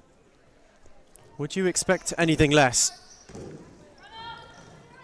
from one of now 3 title 6-pointers down the stretch? Frascalzo got in after Davis was errant. Claudia Frascalzo's first look is one which he flashes over. Power beyond belief there by Claudia Friscalzo. Just a little bit too high, a little bit too wide, but she sure will be wanting to put her name on the score sheet as early as can be. Diana Friscalzo and Allerton intertwined and entangled. These two really, since going back to January, maybe even further, the latter end of last season, set on a collision course. Though I doubt many saw it transpiring this way. As Friscalzo couldn't set it back for Smith. Camilleri did well. Davis just wanted to hammer it away. Smith wasn't able to keep it alive. Victoria Lions in a hurry. Davis out for Allerton. Camilleri. Allerton gave it away. And Friscalzo is in! And Fitzroy hit the front! Smith was on her own at the back stick and just gave it a gentle steer into the net. Fitzroy set the tone. The first goal of the game comes for Smith. Excellent work rates there. A slight defensive error by Allerton, but Fitzroy will not be complaining with that. The Tigers are the first out of the traps. Victoria Lions, architects of their own downfall. And Fitzroy made sure to make them pay. Smith just held the space so smartly. And all it required was a flick. And as it stands, in terms of the table, in context of the title, if it is to stay this way, we've got a new leader come night's end. That is how close it is. It'll be interesting, Ethan, to see how many times this evening the standings of the table do change between 1 and 2.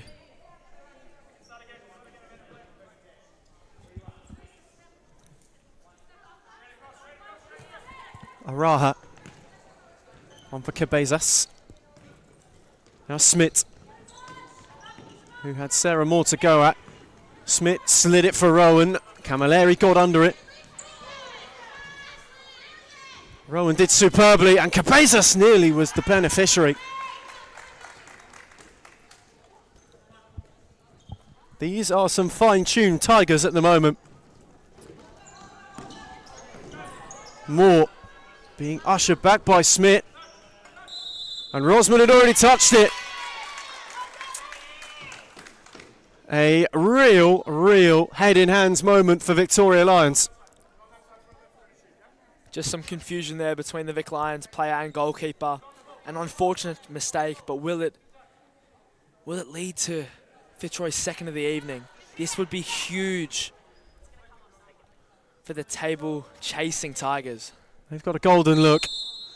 Amanda Araha, good save, and Smith on the follow-in, it's chaos, and cleared, and the follow-in again was denied by Rosman, who was diligent and had to be, and now Davis is darting, and Rowan is coming across to clear. Fitzroy showing their passion, showing their pride in their players from the bench. With each tackle, each shot, the girls getting around each other. They just do seem the more pungent side so far. Araha. They have definitely been the more precise of the two teams so far. Cabezas in retreat again with a good challenge. Smith on for Amanda Araha. Victoria Lions in need of a lift. Allerton's challenge was good, although Cabezas was back expecting. Smith. Cabezas couldn't get away from two. Allerton kept it alive. Moore is there and denied by air. What an opportunity that might be. That is a huge save by the Fitzroy shot stopper. Where an error gave Fitzroy the lead at one end, it nearly cost them it at their own end. Well, the Victoria Lions are feeling suffocated. Collins ran out of room. Zaraha. Smith. Through the legs of Allerton. Davis then came across. Rowan read it well. And fizzed it into the arms of Rosman. They are firing on all cylinders though. There is no doubt about that. It's Cabezas. Davis got away from Smith and now can charge forward. Smith's challenging retreat was a good one. More than had two to beat. Cabezas held her up. Rowan then went and won it. And now Air has to come across and clear.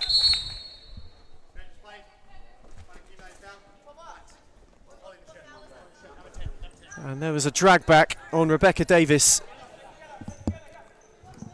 by Hallie Smith that was picked up on. And here is Davis now.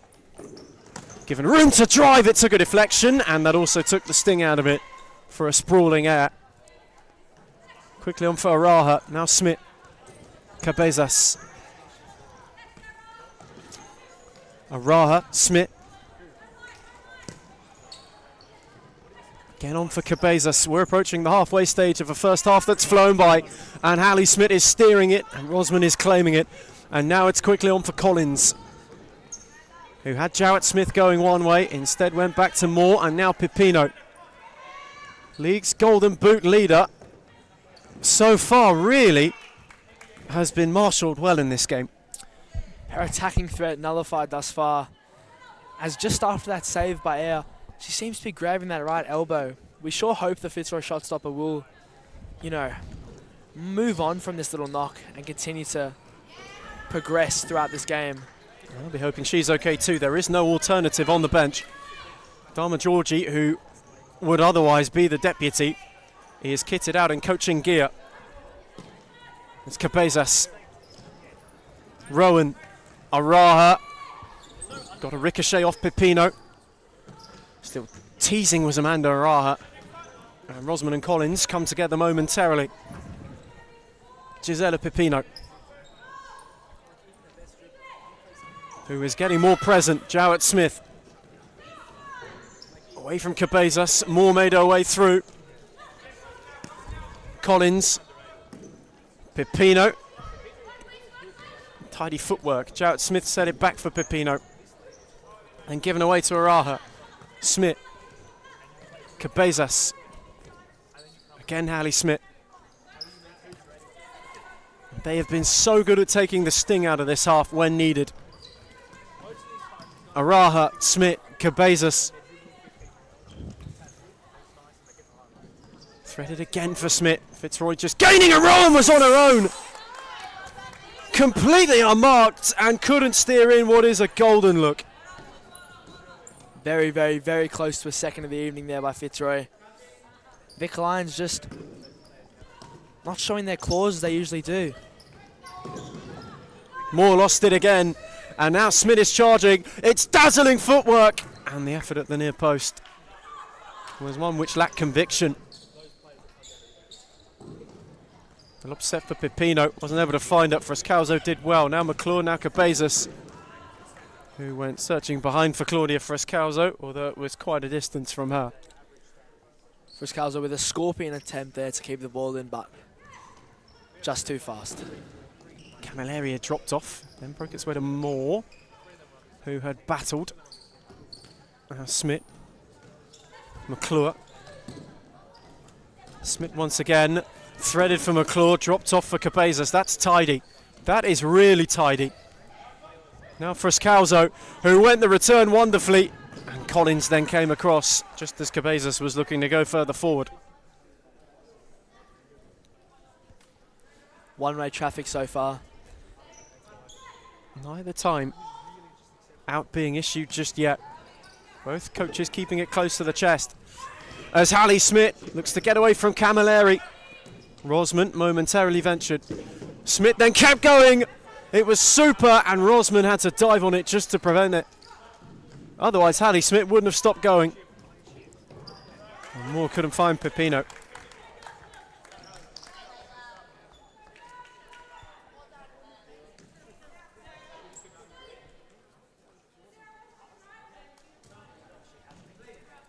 It's Cabezas. McClure. Abdulatif, who was given room to go, and Frescalzo to find. McClure was on the overlap. It was cut back well and read well by Camilleri. And now Moore, and the counter's on. Pipino as Air came racing.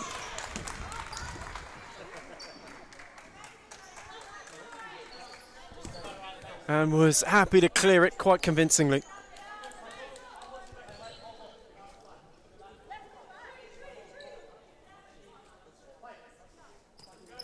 More side ball, now Pipino, more Camilleri. Victoria Lions needing to showcase some viciousness and some venom. As Pipino's ball again couldn't quite find Camilleri.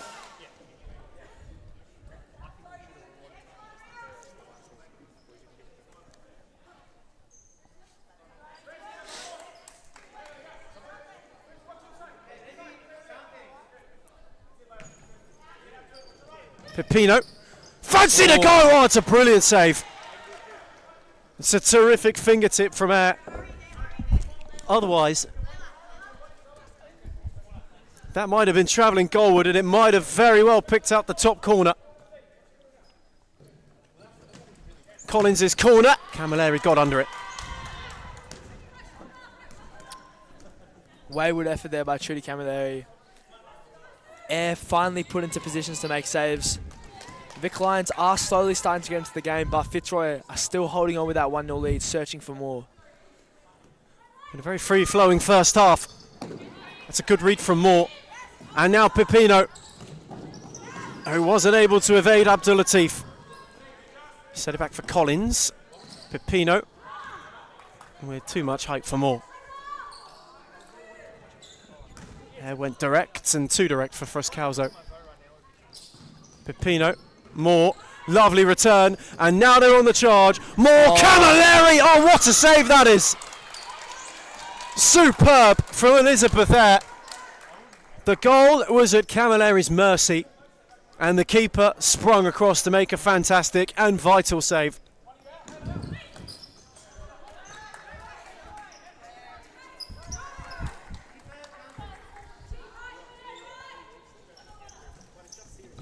Abdul Latif. On for McClure. Again for Layla Abdul Latif. Oh. That's a beauty of a ball for Frascalzo, who just about kept it alive.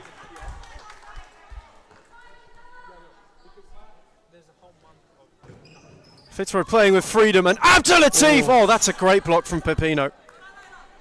A vital block there from Pipino. That was goal bound by Layla Abdul Latif.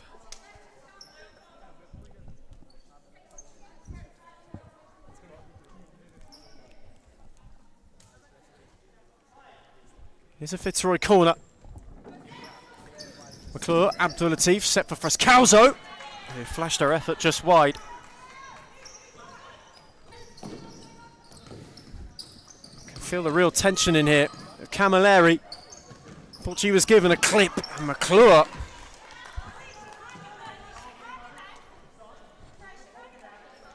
And Trudy Camilleri thought she was given a clip from Layla Abdul Latif, and it's just making that point known.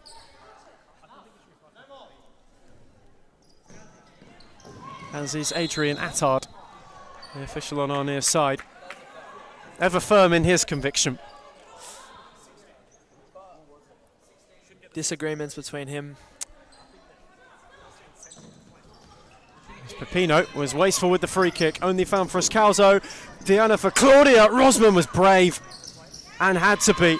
Now Camilleri got beyond Abdul Latif, not a retreating Frascalzo, and now it's 2-on-1 momentarily. Stella Nissan shut the door. McClure, Frascalzo, Abdul Latif, who gave it to Pipino, and now the counter's on. Camilleri within range. It ricocheted for Moore, and Air denied again.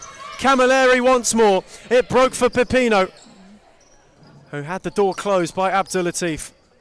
Nissan placed it behind Pipino, who in retreat was out of options and out of space and out of time. A vocal Fitzroy bench happy with that press there, as Fitzroy aims to find their second. Vic Lions still pressing, still pushing, knowing that that goal is there for them to find, but as Frascalzo's linked up. Fitzroy are just too good in their chances so far.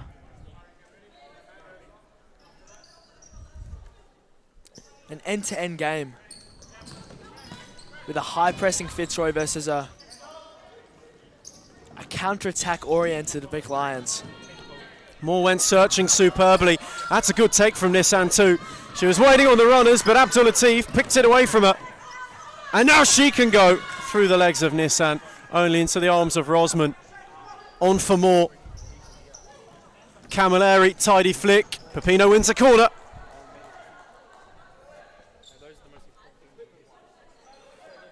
Victoria Lions just looking as though they found a bit of bite. There's more. Good footwork away from Fruscalzo. Set it for Pepino! Oh. And Camilleri couldn't steer it in. It's another good save from her.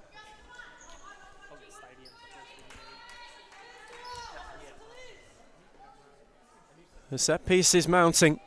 The pressure piling.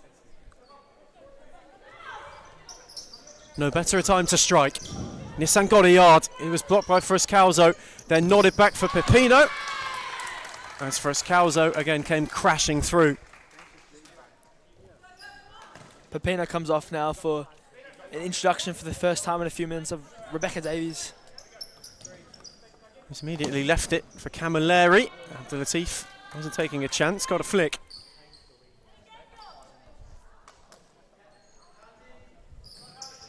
Nissan's take, Camilleri just peeled away. Smith did well to monitor and then to go and win it. Cleared only as far as Davis. Nissan's return, Davis made it work. Now Camilleri. Was waiting on the movement of Moore. Davis, that's a lovely ball. Nissan spun into, out of trouble superbly. Nissan then wanted to go. Abdul Latif kept the door shut. Set back for Camilleri. Whose ball is again just too far ahead of Davis.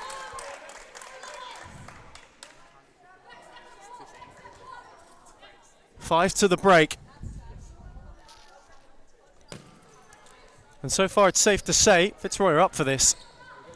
Neither side having used their timeout yet, Ethan. Almost a game of bluff to see who will put their card in first. It's Camilleri. That's a cracking challenge. Smith for Fruscalzo. Round Rosman. Oh, wonderful. But they're not done yet. Smith kept it rolling. Fruscalzo for two. They find a way. And they double their lead. Unbelievable from Fruscalzo. Frustration from Vic Lions. Just when she thought she dived on it, Rosman had it ripped away. Fitzroy at the double. Victoria Lions staring really now at being vanquished for the first time this season.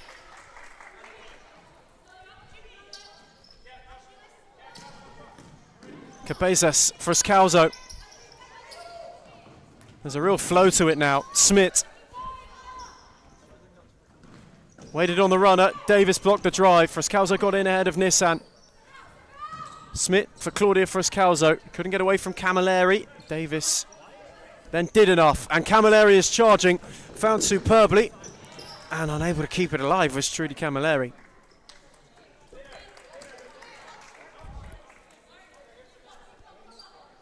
This core Victoria Lions set has now been on for some time.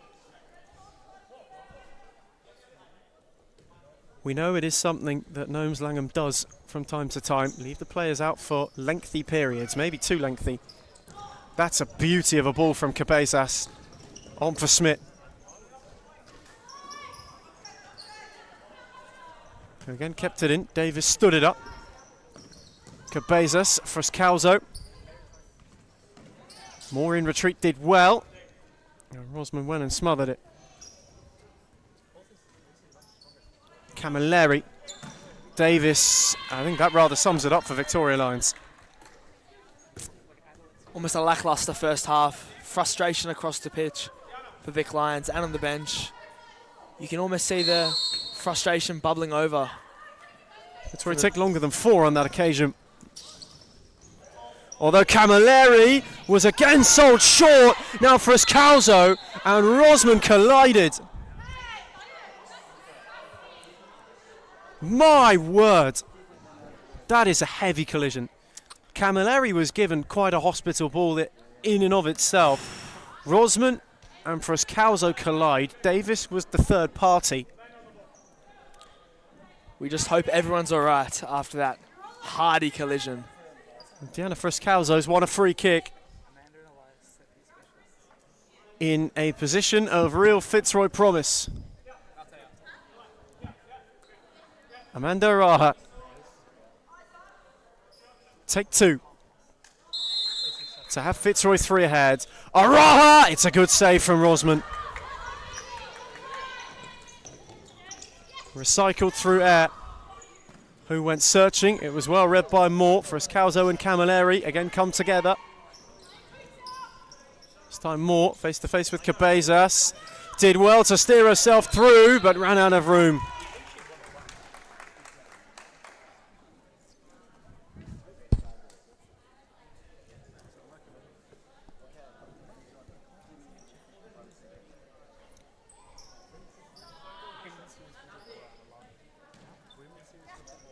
Diana Friscalzo. Araha. Cabezas. Oh, that's so well weighted. And Araha did well to make it work. Nissan and Moore warding off. Araha still tiptoeing. And winning a corner. That's terrifically done. Taken with haste. Friscalzo. Smith. Moore with the read. And now the counter's on for Camilleri. She went early and dragged her effort wide.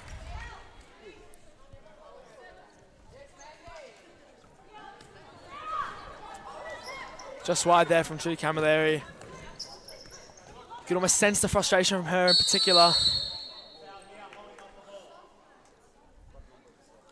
Zaraha gives away a free kick. To her frustration.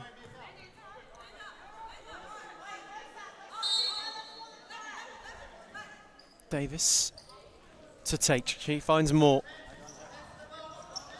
Camilleri. The return was again well cut out, and Smith kept it alive and prevented the corner. That's terrifically done from Hallie Smith.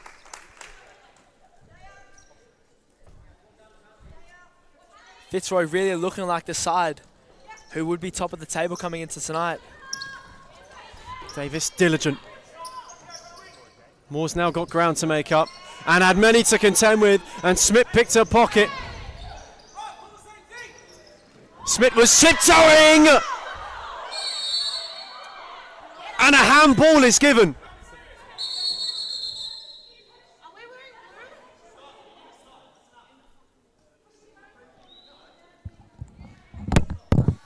Now there's quite a conversation being had here. Hallie Smith was certainly subject to some contact, which is the point of Fitzroy protest. And the free kick that was given for handball is rather wasted in the end. Trudy Camilleri certain that should have been a yellow card for picking up the ball in the box, but the referees do disagree. And Fitzroy want timeout. And they wanted it there and then. And there is some frustration. And the fact that it wasn't taken. Here is Friscalzo. Cut out by Camilleri this time. Victoria Lions could charge. Araha then lost out, and Cabezas did well.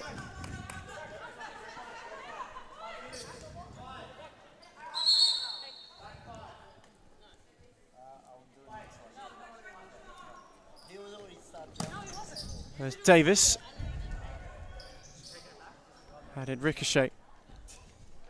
And that timeout was retracted with a little bit of disgruntlement from Dharma Georgie. More frustration than anything, I'd say. Davis couldn't drive beyond Smith, who's been superb so far. Cabezas at the second time on for Araha, whose touch was a little loose on that occasion.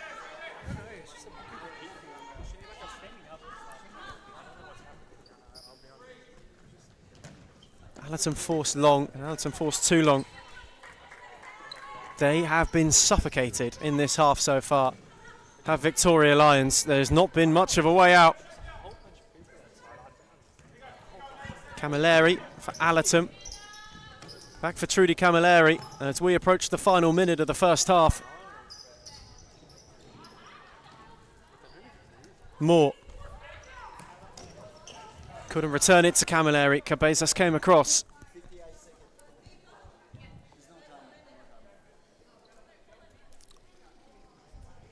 Under a minute left in this first half, and neither side having used their one allocated timeout. Interesting from both coaches. Camilleri. Davis drilled it into Fruscalzo.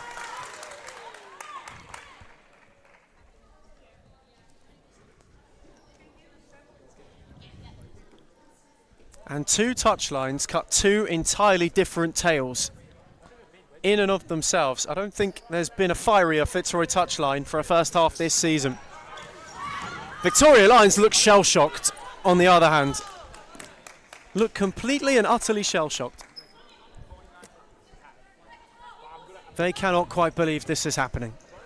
Vic Lions bench silent in their frustration. Smith looking to add to it and wasn't far away.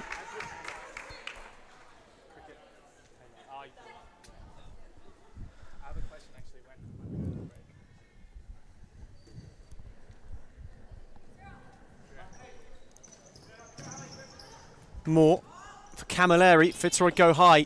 Is there one maybe last look for Victoria Lions? Fruscalzo firm in her press as ever. Camilleri, Allerton on for Davis. That touch was too heavy and Smith's there to mop up. They're happy to hammer it away.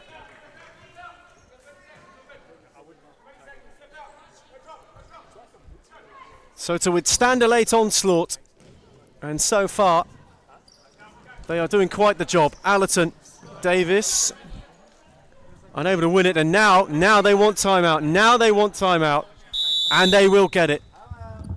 Post haste in the final seconds of a first half, where Fitzroy have not put a foot wrong. They lead Victoria Lions 2-0.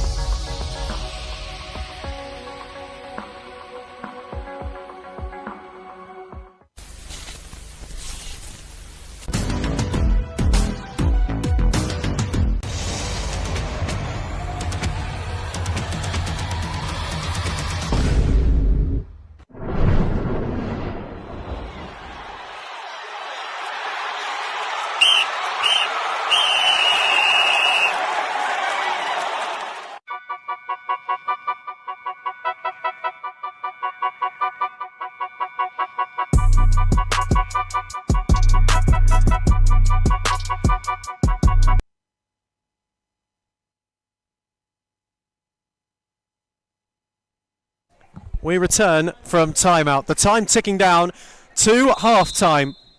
And there are two entirely different team talks to be had in a matter of seconds' time. Fitzroy have been nearly faultless in this first half. Victoria Lions have got quite the mountain to climb on the other side of half-time. If there's one thing we know about this fixture, is that it can change fast. They will be hoping that happens, but for Jimmy Soufas and Fitzroy, they will be hoping that all stays the same at the end of a truly imperious first set. It is the Tigers who will turn to the top of the table if it stays this way. Half-time in Darabin, it's Fitzroy 2, Victoria Lions 0.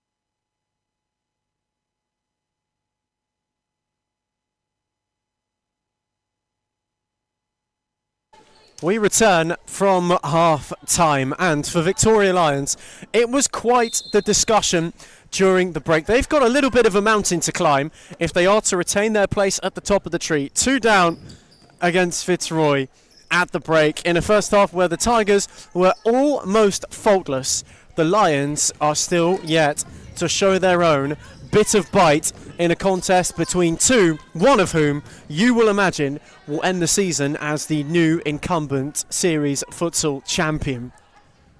In a game of such importance, striking early is key. They are to flip the script, and they must do it quickly, and they must act with much more fluidity than they showcased in the first half. It really was quite the tale of Fitzroy dominance in that early patch. They are 2 to the good, courtesy of Hallie Smith at the back stick and of Claudia Frascalzo. 2 Tigers they wanted to get involved in the fray had well and truly got themselves up and on the scorer's sheet. But there is still a half to go. There are crazier things that have happened. This game, the last time it was fixtured, Victoria Lions scored the first 4. They had a 4-goal buffer on 2 occasions and still, almost some way, somehow, were entirely reined in, Mason Fitzgerald. They may be in the lead right now, Ethan, but this game is far from over. With the firepower Vic Lions have, the next goal is absolutely crucial for both these sides. Vic Lions, if they want to spark a comeback, need the next. If Fitzroy really want to start pushing towards putting this game to bed, they need that one. Davis was driving. Abdul Latif was quickly across. Rebecca Davis took a drop, which some of the Vic Lions bench weren't too pleased about. But nothing comes from it, and here is Layla Abdul Latif on for Claudia Frascalzo, who is spinning and twisting and then not beating it beyond Davis. Camilleri dropped it off for Collins. On the switch for Davis. Camilleri got there ahead of Frascalzo, who left a leg in. First free kick of the second half Victoria Lions know the onus is on them if they are to keep themselves atop the tree. As Collins couldn't work it for Allerton.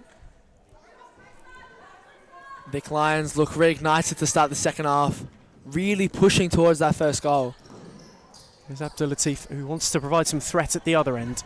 Cabezas. Again on for Layla, Abdul Latif. Fitzroy can afford to be patient. It's a good challenge from Camilleri, but it only ricochets to Cabezas. Abdul Latif, Frascalzo. And again going was Abdul Latif. On for McClure. Round Camilleri, Frascalzo. Flashed her effort over. There is the warning shot at the other end though. As Camilleri has two Tigers to contend with and has lost out to Cabezas. It's a good save from Rosman down low. Camilleri again going charging and this time winning a free kick. 2 early fouls for Fitzroy. Jimmy Soufis' side will really want to lessen that, to not concede the 10-metre penalties for that 6th foul hopefully. That could really indicate and dictate who'll win this game. A couple of early ones too. Maybe, just maybe, they need to put the brakes on what's been a really quick approach to this second half from Fitzroy thus far. Abdul Latif on for Frascalzo. Cabezas. Abdul Latif made a great run and was found well, and Davis got a foot in and gave away a free kick.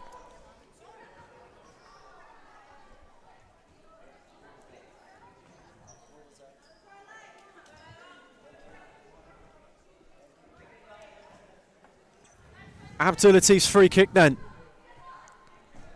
A chance for a third in next to no time in the second half. Abdul Latif, Frascalzo has steered it wide. That their first real look of the second period, and one which was flashed a little wide. There's Allerton now, under immense pressure, couldn't work it for Collins. That's been the difference in this game so far. It's been Fitzroy's pressure and that willingness to step up that has been so potent.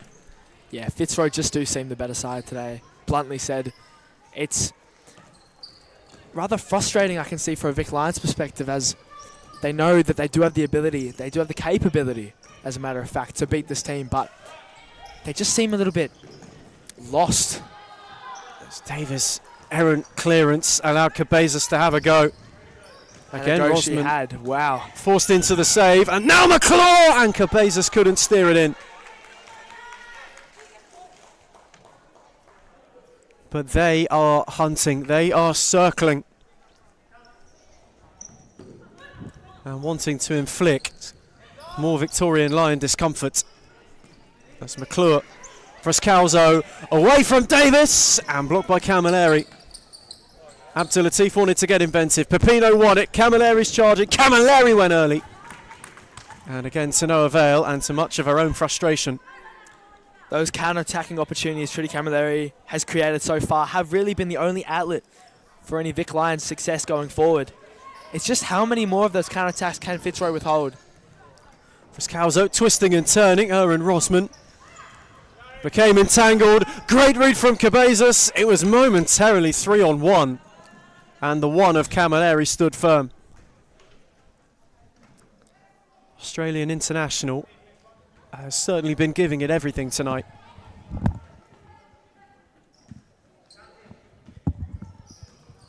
Abdul Latif's take. McClure. It's well read by Allerton.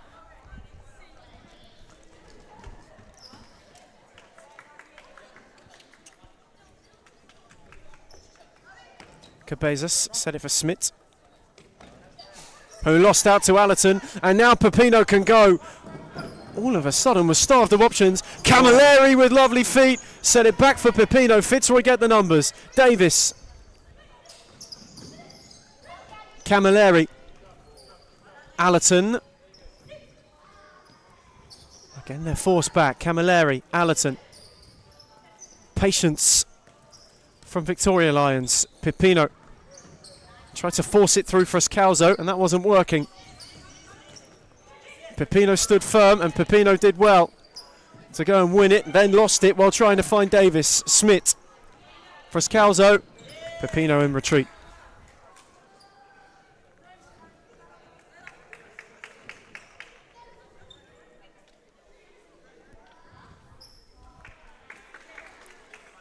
As Cabezas comes to a breather, Diana Frascalzo, who was influential in that first half, really reinstated.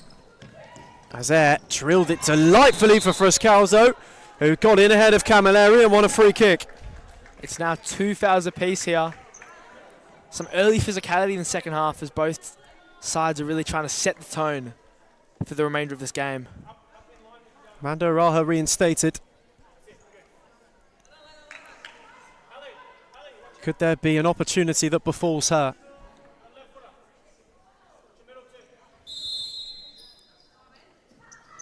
Smith's take. Araha was allowed to meet it and was not far away from picking out the bottom corner.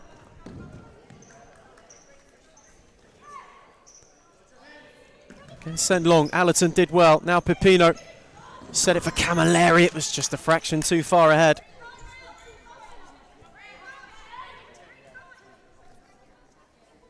Smith. Frascalzo. Threaded for Araha. And now Diana Frascalzo. On for Claudia Frascalzo. Read well and cut out by Camilleri, who was without the option to go charging forward. Instead had to reset through Davis. Allerton. Davis gave it a flick, gave it a hit, and Air gave it a gather. And then Smith was sold when she wasn't quite ready. Pepino charged down by Frascalzo. Set it back for Davis. Allerton. Again forced to find Pepino down the line, and they were out of room by that point.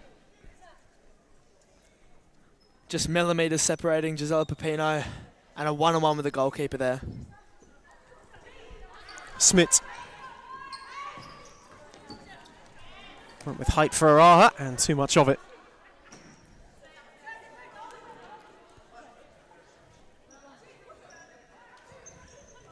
Again, they go direct, this time telegraphed, and this time Frascalzo picked it off. Araha was there, Rosman flew, Frascalzo's follow-in was blocked, and now Pepino can break.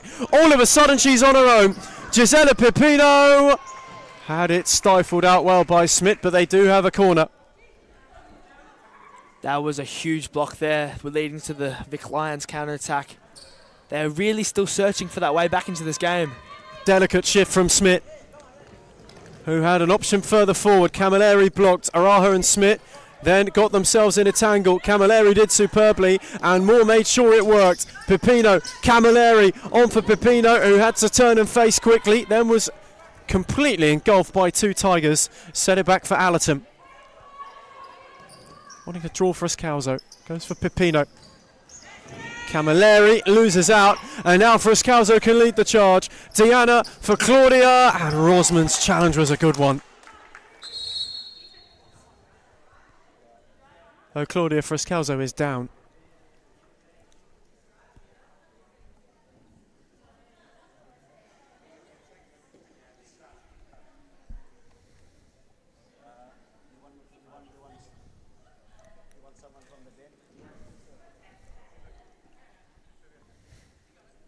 And just while Frascalzo gets some treatment, we might go to a break quickly.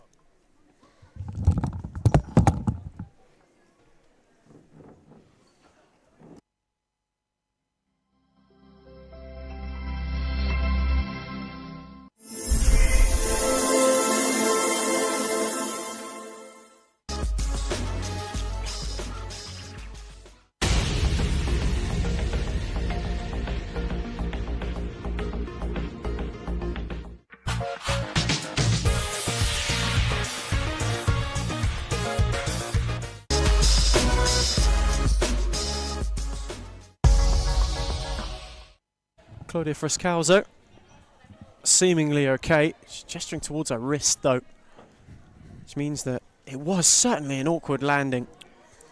Thankfully, She can leave court unassisted. Yeah, just unfortunate for Friscalzo there. An awkward landing, no malicious intent there whatsoever, but we just hope that she's okay and can soon return to the game. Allerton did well to win it off Smith in the meantime. Friscalzo, Cabezas, and Smith had to stretch and couldn't keep it alive.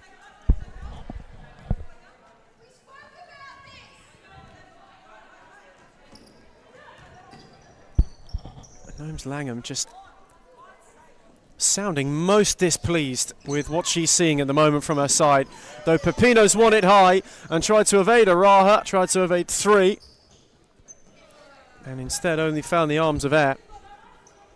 Cabezas, Friscalzo. On for Cabezas, give it away to Pepino! Who was adjudged to have used her hand or her arm in taking that down a set. Again they go high, and again Fitzroy don't play out. Allerton, Pepino, who had Friscalzo and Smith to go at, and then lost out, and now Friscalzo is charging. On the thread was Araha, cut out by Camilleri. Fancy the hit, took a wicked deflection. It's a good save from Erida, near post. Excellent attempt there by Camilleri, but Air has not put a foot wrong. Should I say a hand wrong this evening? Moore's corner. Finds Camilleri, who was fouled by Friscalzo, who for that challenge will find herself with a yellow card. Fitzroy's now third of the half, with just over 12 remaining. The foul counter really could impact how this game finishes.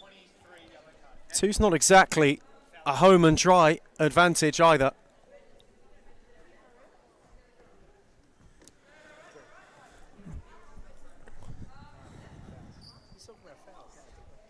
So they do have to be careful to make sure they don't cross that 5 foul threshold.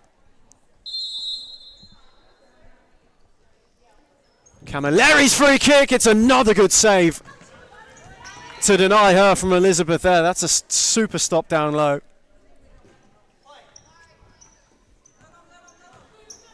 She's been equal to everything so far. Camilleri again got it back via a ricochet. Camilleri this time dragged it. Smith was there to take the sting out. Though unable to find Friscalzo.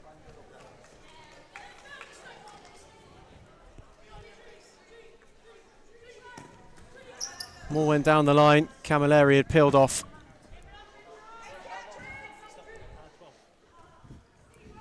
Langham prepping the changes then for the first time this second half. A Smith smashing ball, and Cabezas' touch was just too loose. But they were completely carved open, and now Camilleri can pin and wanted to spin. Allerton was a runner, and Smith somehow came away with it. Allerton and Pepino forced her all the way back, and now it finds Cabezas. Smith once more.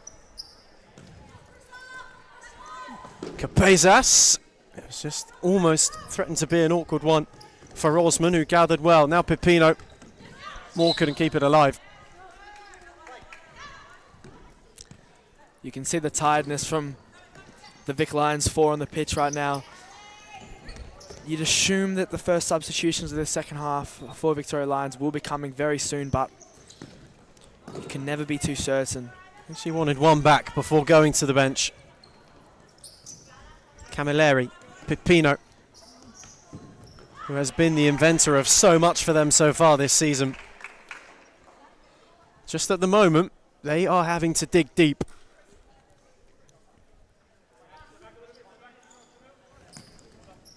Camilleri wanted the far side. You can feel that there's a lot of frustration from Gnomes Langham on the touchline as to what they've discussed not being carried in practice. That's a good carry from Camilleri, who evaded Araha, kept it alive well.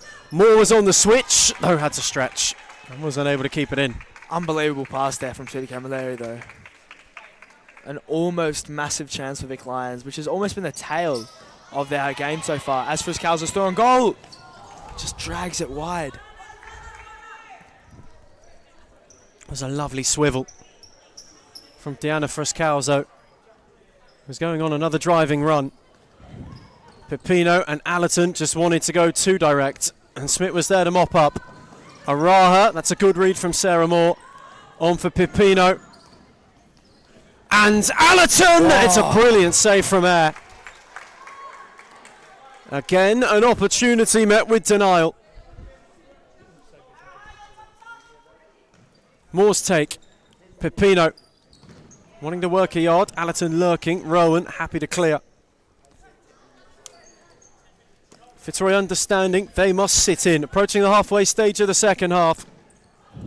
Victoria Lions have got to find 2 in 10 minutes to save themselves and to save their status for the time being at the top of the table. If not, they succumb to defeat for the first time this season. Their only other time dropping points besides potentially tonight would be in that tremendous 3-3 draw with 1-0. Pipino, lovely ball. Camilleri again just wanting a yard, which she hasn't been afforded. Allerton, Oh. Rowan was robust.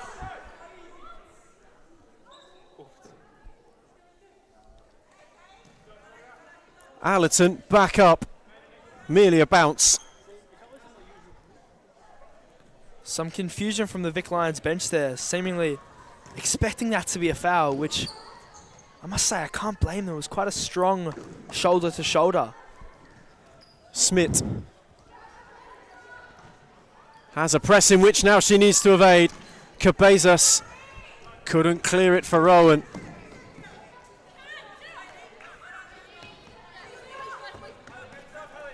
Allerton. Oh, lovely footwork this time to evade Rowan. And had runners left and right. Cabezas did well to read it. But again, Fitzroy can't get through.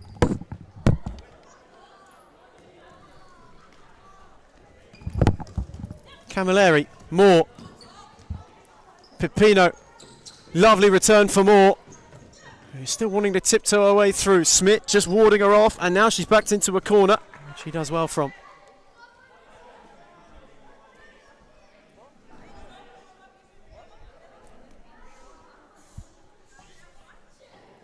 It may be now, or it may be never, if they are to half the deficit. Moore tiptoeing. Rowan got a foot in. Now Camilleri, who kept it rolling and then couldn't quite sort her feet out. Rosman went with height. McClure the only one there. Pipino on the rebound, who is looking to twist and turn her way forward. Had McClure to evade. Gisela Pipino's done superbly. Set it back for Allerton, whose touch was loose, and the pressure gets lifted. The tired legs really are showing now. As Claudia Frascalzo re-enters the pitch, glad to see that she is okay after an awkward fall before. Still grabbing that right wrist, but we'll hope she'll be fine for the rest of the evening. Rebecca Davis also on.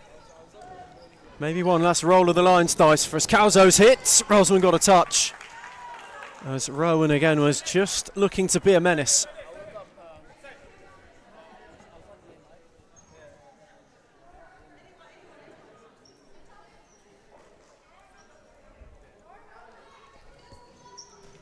McClure taken out for Frascalzo, who checked Pipino and won another corner. Of course, tonight's closing act as well is following. Northcut at 1-0 to close out the show. An important piece in the top 3 race. There could be a buffer built if Northcut are to be victorious tonight. A win for 1-0 though would take them off the bottom of the league.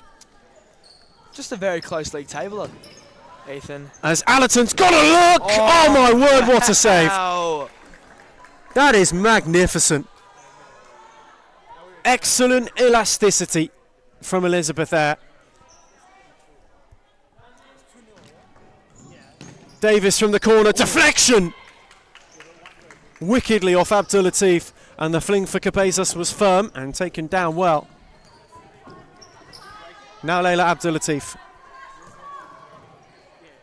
Cabezas. Steered to McClure, on for Frascalzo. And McClure is all on her own and flashed it wide. That could have sealed it, Ethan. Pipino off as Nissen re-enters the pitch for the first time this half. Changes out of force rather than out of want. Cabezas speared it for Abdulatif. They couldn't get it beyond Davis, and now there could be a break. Allerton is marching on his Nissan. Air was charging and got there first, most importantly.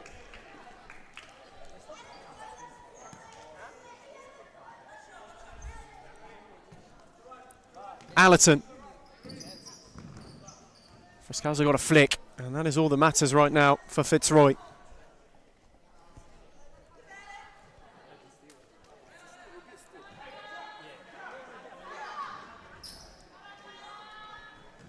Moore.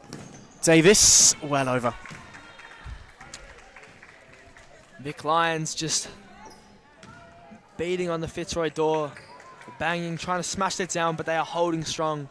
Elizabeth Ayer has not put a foot wrong this evening, and it's just shown as the confidence in the goalkeeper has really overcome Fitzroy's whole squad performance with celebrations on the bench and each player playing with a light to really go on and win this league, hopefully, towards the end of the season. Allerton forced to lunge. Frascalzo's press, a good one. And now McClure. Abdulatif. Set back for Neve McClure, who has got time. Frascalzo. Tried to go the long way around Allerton and couldn't, and then McClure came crashing. Claudia Frascalzo had it for her way, and Clarissa Allerton got a boot in.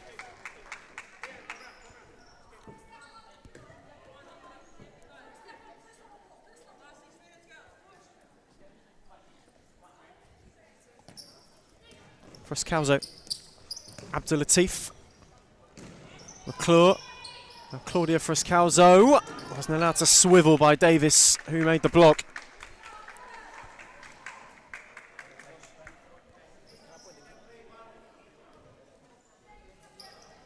Abdulatif. Okay, not beyond Nissam. Who went and won it back on this occasion. Davis in hope more than anything, really.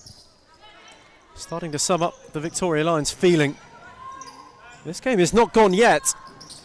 There is still time. And 2-goal deficit is tall. It is not Everest.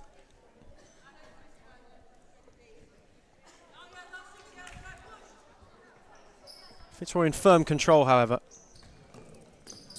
Abdulatif set for McClure, who hit her effort over too.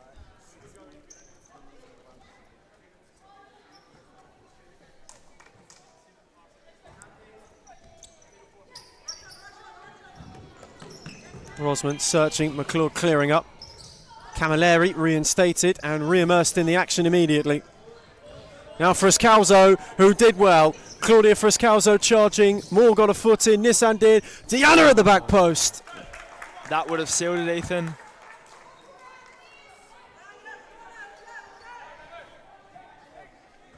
Fitzroy corner.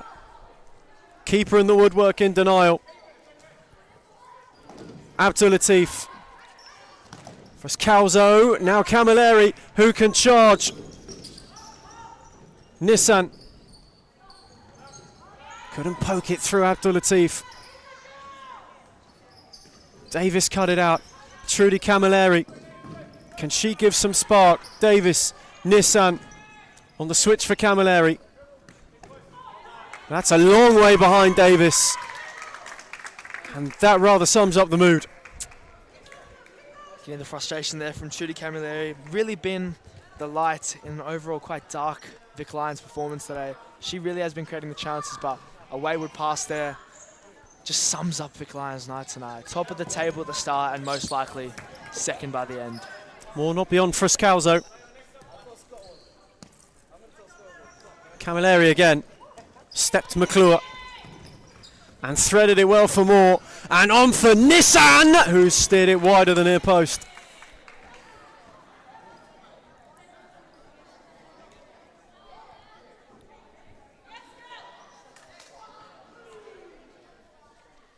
They are getting closer though.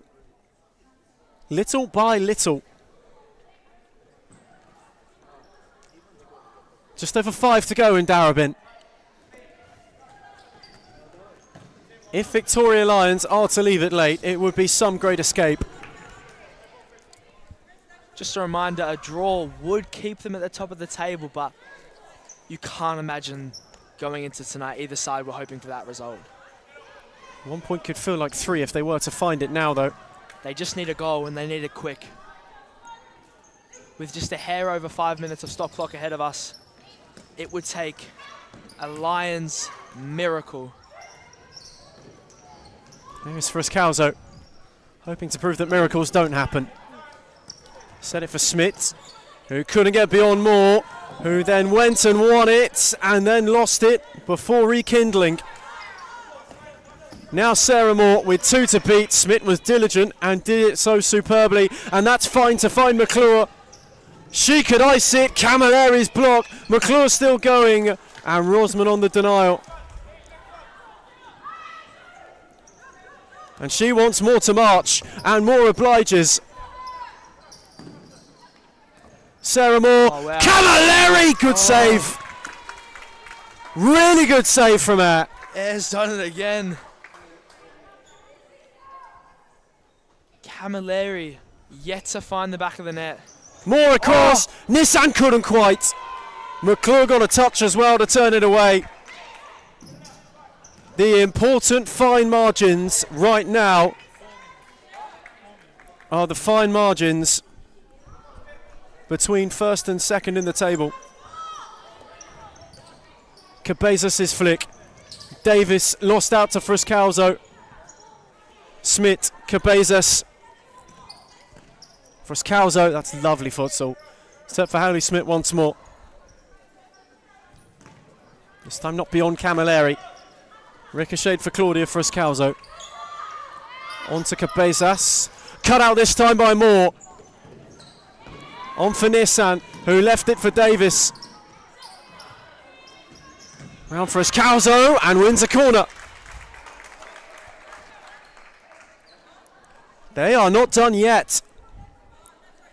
You've got to admire the Vic Lions still fighting towards the end, but Fitzroy do just seem a little bit too strong, especially with how good Air has been in goal today. Corner quickly taken. Lovely roll from Moore, who couldn't steer it for Davis. What a block that is from Cabezas. Camilleri, Nissan. They couldn't find Moore, who'd advanced inward.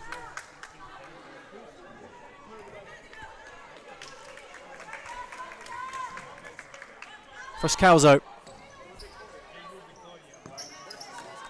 For Smith. Claudia Frascalzo again. Deanna Frascalzo. Those two wanting to work. And now Camilleri can go. And Vic Lions maybe have got a look. Camilleri wants to go round the lot and was given a drag down.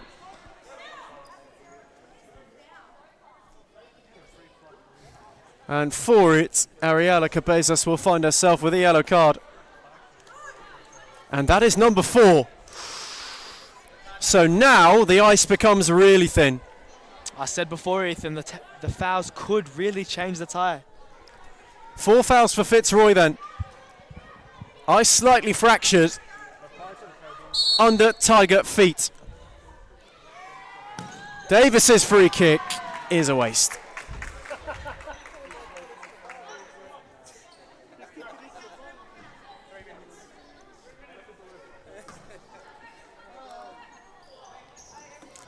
There went long. Pipino got a flick. Rosman just about got there in the nick of time. Frascalzo was really, really looking to press that. Nissan did well. Camilleri then left it. Nissan took over. Cabezas got a foot on it. Camilleri. Davis fire a ricochet. And now, all on her own is Pipino. And Air denies. Fitzroy want timeout at the next possible point in time.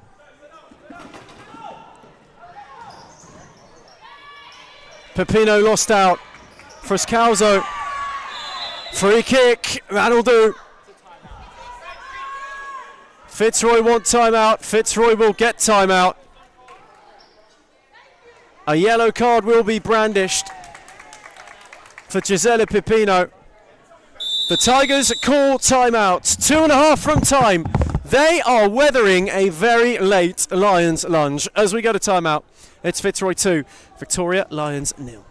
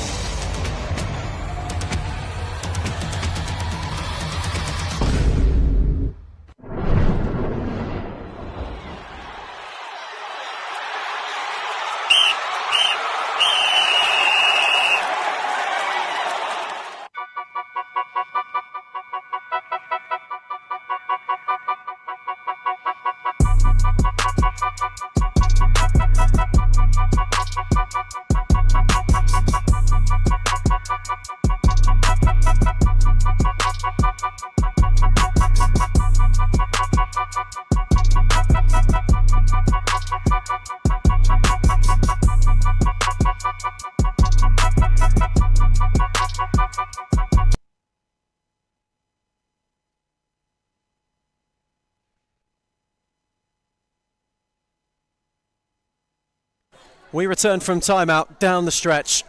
Fitzroy with 2.5 just under. I've got a free kick. Gisela Pipino is in the book. Victoria Lions have really got to throw the kitchen sink at it now. Smith, Cabezas, they're happy to tick down the time here. Smith went searching. Frescalzo was fierce. And Collins was quick to lay claim, although they were falsely founded. Pretty convincing though, I must say. Smith. Frescalzo. It's a good challenge from Pipino.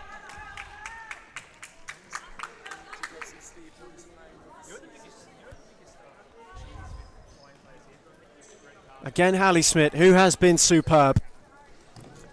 On to Cabezas. Now Frescalzo, who couldn't get beyond Nissan, and Smith's touch was heavy as a result. Unfortunate ricochet, and now this is it. This is the last lunge. Pipino, cut out by Cabezas. Fitzroy could counter. Collins in retreat did well. Oh, what a pirouette that is! To evade Frescalzo the first time. Then she tracked herself back into trouble. Nissan. Not beyond Diana Frescalzo. You feel like it's just going to be Fitzroy's night.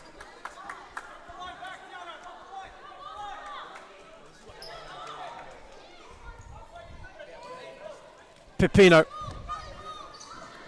Is there another look? Only into the arms of Air, who went searching for Smith. Rosma nearly had a loose moment. Now Camilleri, who is waiting on the run. Pipino provided, and Lions have a corner.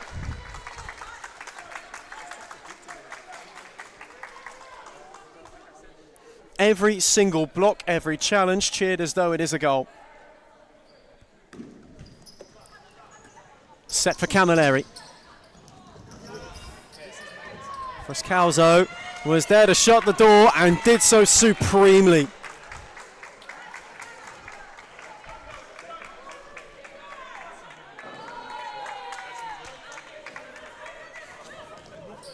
Collins, Pipino, Camilleri wanted the return. Smith was short. Collins once again. Pipino was nearly robbed of it, and Pipino somehow kept parading. Pipino was blocked. Camilleri had it fall away. It wouldn't have counted.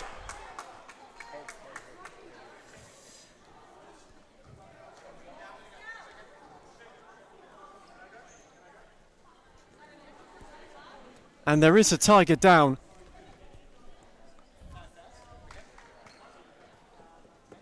And that'll be 5 fouls for Victoria Lions as well. That has really crept up on them. 5 Victoria Lions fouls. And now they are in excess. Wherever they go from here, the limit has been hit. Diana Fruscalzo just ensuring that she's okay to continue.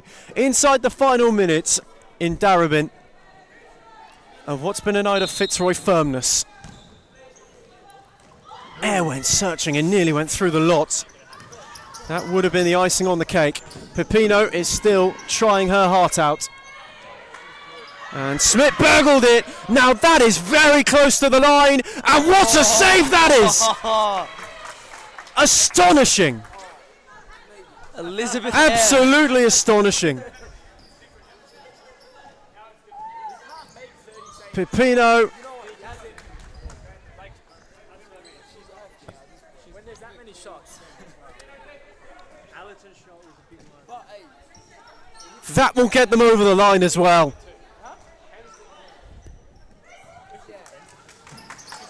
Fruscalzo, anywhere will do. Collins happy to see it out. 23 seconds. Until it is the top for the Tigers. Pepino kept that in. Camilleri was lurking. And air has gathered. And that will do it. We have a new table topper. One more at the top of the tree. The fixture they wanted, the vengeance that they have been seeking for some time. And where the first time the lion roared loudest, the tiger came back in style. Fitzroy have vanquished Victoria Lions for the first time this season. It is a taste of defeat for Gnomes, Langham and Co. For Jimmy Sufas' side, it is pure euphoria. They reached the top of the tree. Smitten Fruscalzo prior to half-time did the job. A steadfast, a steady and sure performance means that full-time in Darabin, it's Fitzroy 2, Victoria Lions 0.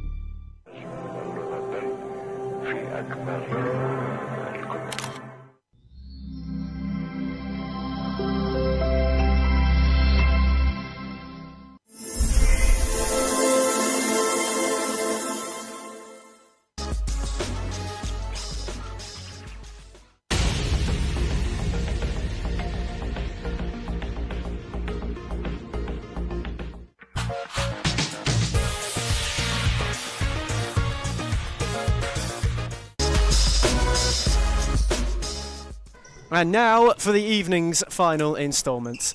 For a night that has given us so much, for a night that has marked the return of this league, the final act of the evening is two sides who are in need of a way to stop the rot and get themselves back on track, as it is far from too late to do so, though they are both at a crossroads. Northcut's early season momentum has dwindled slightly, back-to-back defeats, and out of the top three, Easter may not have come at a better time to recharge and reset for Isho Haskell's side. 1-0 equally have fortunes fall unfavourably in recent times, dropping to prop up the division. Last season's FOS Cup winners are known for a second half resurrection, a reputation they are hoping continues to precede them as the season goes on. Both have so much to play for. One they'll know with a win tonight, they can go off the bottom of the table, they can usurp Carlton Heart again and get themselves back in the mix of teams who are chasing third. And Karina now two's in early, and Paige Daly makes a good save to deny her.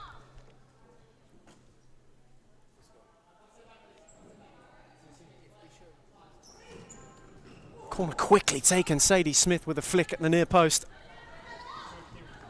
There's one to no avail. And there is a lot of Northcut protest saying it got the faintest of flicks on its way out of play, and it's given away to Bagang, who's got options to try and charge her way through. Set it back for Whiting, now for Miller Best, who stepped brilliantly. Best tried to thread it, Jacobs cut it out well, it broke for Hewitt, who was starved of options. And now Jacobs, who is bullying away forwards, and Daly, that time was not needed.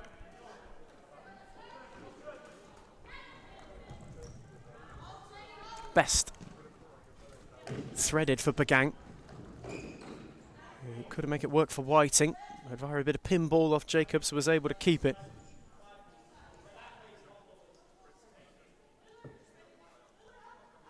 Whiting, Bagang drilled it. Tara now two cut it out well. Now Karina now two takes over. Bagang, Whiting lost out to now two. Best got a ricochet. Now two, Smith. Hewitt's challenge was a firm one. And then Whiting came crashing across to make the challenge.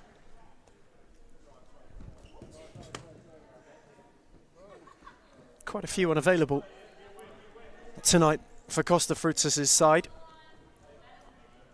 A couple, no doubt, due to Orthodox Easter, which starts this weekend, and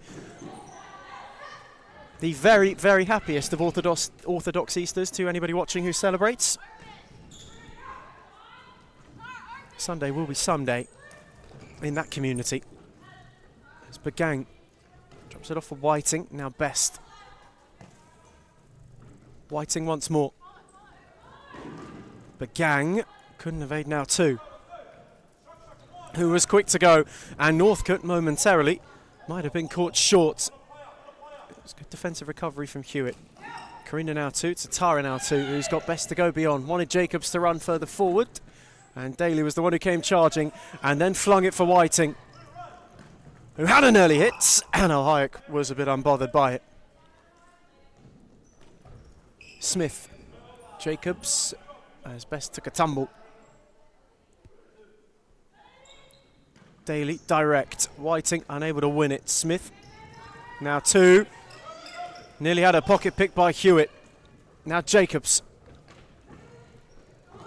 tried to steal away forward, and that had too much on it for Smith.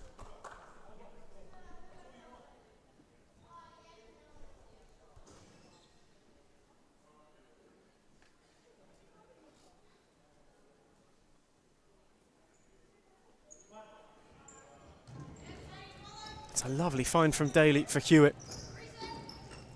Now two was hustled, not once but twice. Hewitt then wanted to keep bustling forward. Karina now two finds Tara now two, and now Jacobs, who was all on her own momentarily and hit the stanchion. Daly didn't get a touch, it was flashed towards her really. Best wanted movement. Got away from Jacobs, set it back for Bagang. Lovely ball for Whiting, who set it off for Best. She went early, wanted Hewitt maybe to dart across. Ball had a fraction too much on it.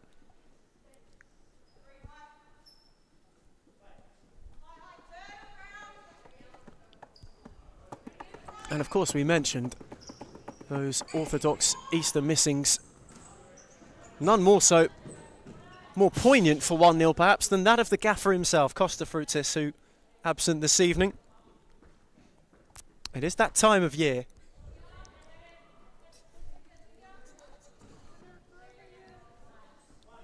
Certainly wishing him the happiest of orthodox Easters, as Bagang was bundled into and North could have a free kick.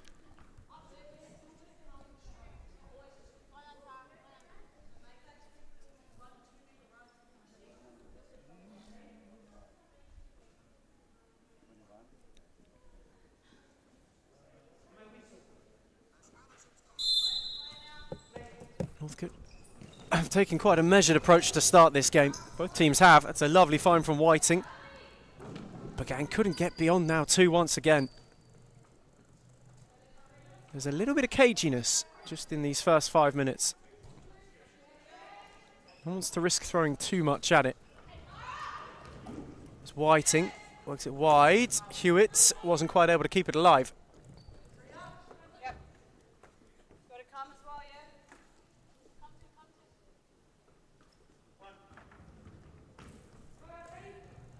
Now 2. Cut out by Whiting. It'll trickle all the way back for Lara Al Hayek. This, of course, when they met earlier this season, was the second of Northcote's back-to-back wins, when they went on a run of 3 and 4. This was the win that a lot placed some emphasis on, although Jacobs is driving and Daly didn't deal with it. Whiting was there too. And in the end, it finds its way back to the keeper, who's quick to break for Best, who went through the legs of now 2. Hewitt then went to make an issue of it. Bagang got a boot in the way. Best wasn't able in retreat, although Northcote will keep it.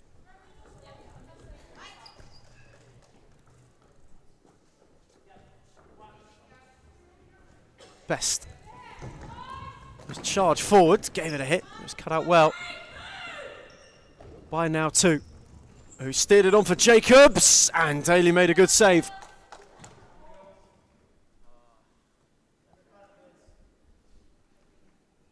This first half taking a little bit of time, though finally springing into life.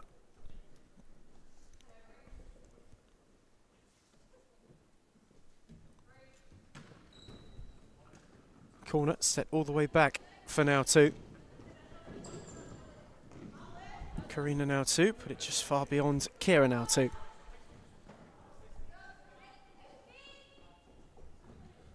Only one on the 1-0 bench tonight. At the moment, Sadie Smith is the occupant. There's Best, again looked to drive for Whiting. It fell fortuitously for Hewitt, who was coming across the challenge now 2 more than anything.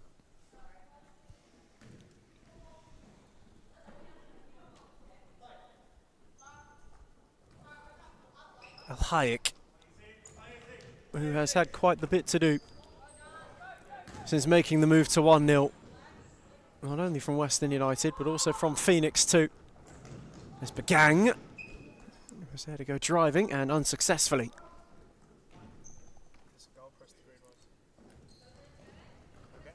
Jacobs. Now 2. Both lost out on that occasion. Now Karina now 2 to recycle.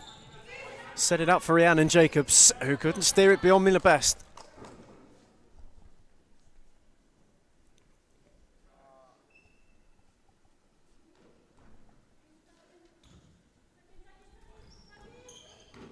Now 2. Can work away forward. Bagang again there to meet it, and again there to clear.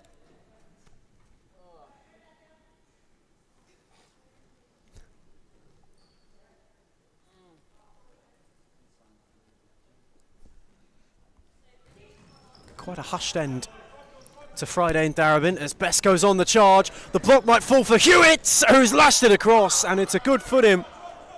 Northcote wants a back pass. They won't get it, and now 2 could go forward. Jacobs. Tara now two, Karina now two, Kira now two. All three working in unison. 1-0 Patient. Really probing against Northcut. Whiting goes to give a press. It went through the legs of Bagang and out of play.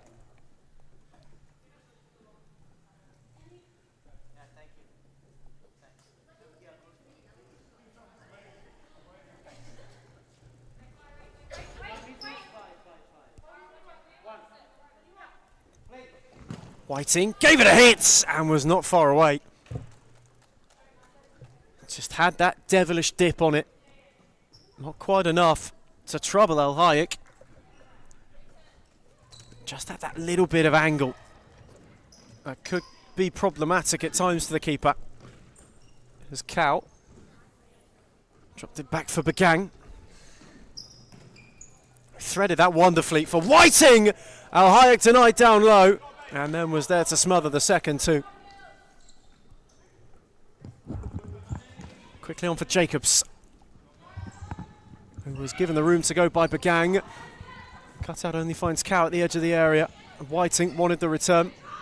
Tara now too cut it out well. Now Best.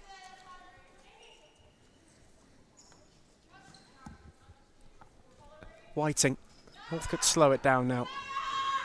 Their turn to be patient.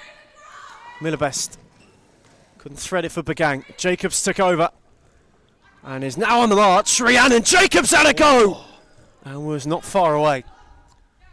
That is a strike and a half. Unbelievable counter-attacking opportunity there for 1-0. As it's almost a must-win game for Northcut, seen as the lack of numbers and lack of Costa Fruitis for this 1-0 side. I believe he is off celebrating Greek Easter.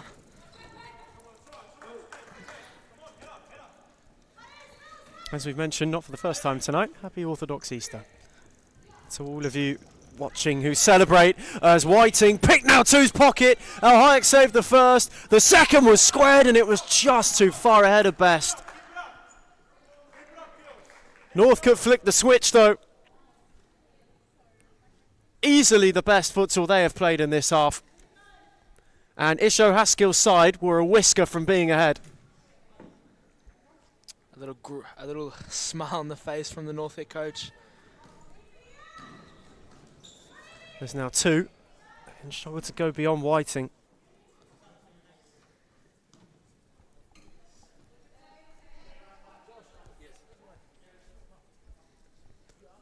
They're just starting to surge, the Warriors. There's Bagang. Ricocheted off now two for Rhiannon Jacobs. Whiting got a foot in. Karina now two, has now backed herself into some trouble. Bagang on the follow-in! Oh, that's a good save. Sprung across, did Lara El Hayek to good effect. It's a solid palm to push it away.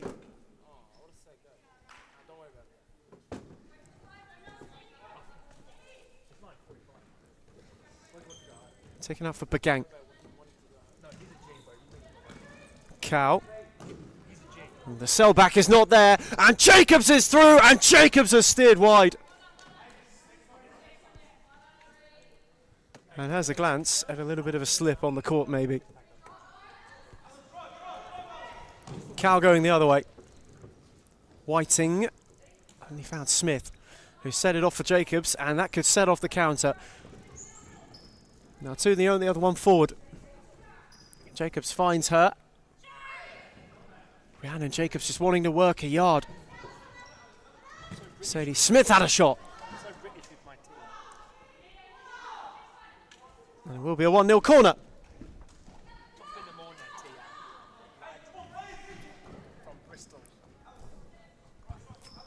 Now two, Smith.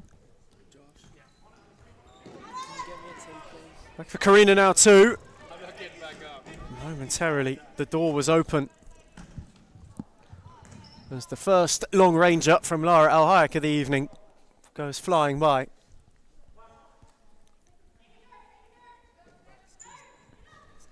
Amy Arnott nearly had an opening just before that though. This time Best wins him. Bagang. Oh, lovely ball to find Best. Waited on Cow to make the inverted run. Smith read it and cleared it. Arnott got a touch.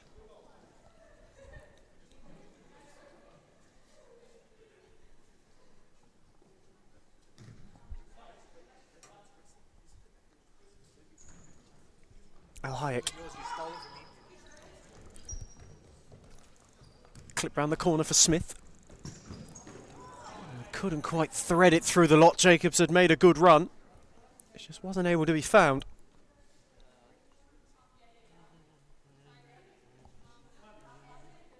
Neither manager, or neither side rather, wanting to use a timeout just yet. As Arnott wasn't quite able to get a touch on that. The shouts of corner from Ish O'Haskell fall on rather deaf ears on that occasion. Always worth a try. Ever animated is the Northcut gaffer this evening. There's the long lob. Was well dealt with by Best to re-find Daly, who was quickly on for Begang, given away to now 2. Given time and space. Northcut holding firm in their shape so far though, as we approach the halfway stage of the first half. Daly, long, Smith up ahead of Arnott. Jacobs now 2. Again off for Sadie Smith, who went quickly down the line, and now 2 can turn, and Daly denies brilliantly.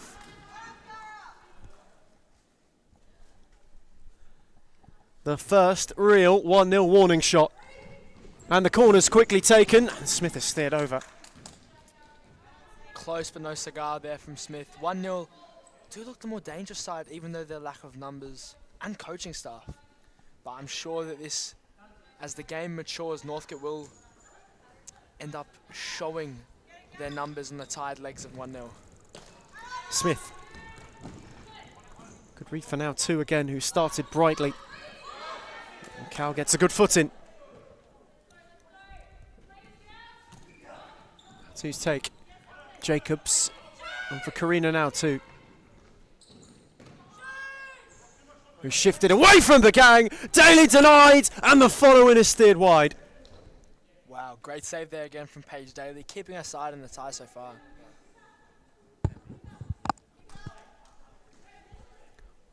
And Daly, who is having quite the season in Northcote Tangerine, is once again at it to deny 1-0 an opener. Smith was nearly found, Best was then swarmed on. Begang did well to get out of trouble. Cal couldn't get it under, so it fell for now 2. Who was quickly met by a pink wall, one which she was unable to break beyond.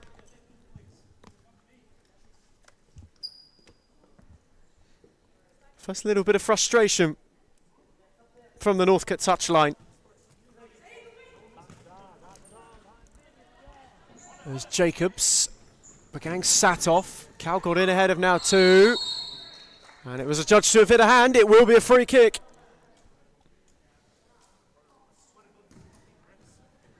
And this, a golden opportunity. More frustration from the Northcote bench. 1-0 have got a golden chance here. They've just started to get ahead in the futsal. Now they can make that count on the scoreboard. Could 1-0 go up? 1-0.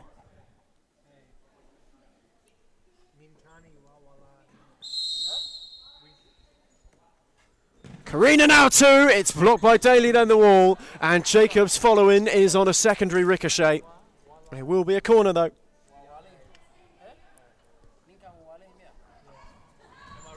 Jacobs take, now 2. Scuffed it. Did not catch that as cleanly as she wanted at all.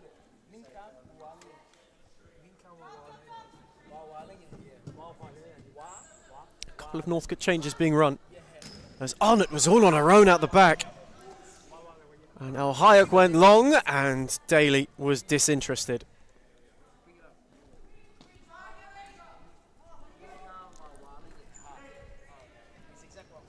She goes searching, found Hewitt, whose touch was a little heavy, and invited Jacobs to go beyond Cow. Best then got a boot in. It fell for Louise Hewitt through the legs of Smith. Cow couldn't return it. Rhiannon Jacobs had now 2. It's brilliant from Best, and now Northcut can counter. Miller Best went alone, and it was quite a tamed one for El Hayek, who was quick to fling for Jacobs, who wanted to turn, instead tried to set for an overlapping Smith. Hewitt did well in defence. And again, 1-0 are forced to start over. Jacobs couldn't thread it to anybody but Cow, and now Miller Best, who clipped for Hewitt, who, had she taken it down, might have had half a glimmer. Best again with a good reads. Arnott did well to keep it alive, but only showed it to now 2, who steers her effort over at the far post. Frustration there from now 2. 1-0, still creating chances, but I feel like as the game matures, Northcut's really getting into it. Karina now 2, just wanting some movement. Jacobs gave that to her. Now 2, Jacobs, unable to get a better shot.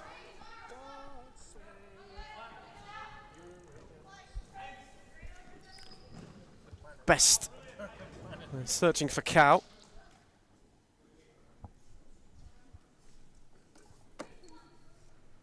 Unable to.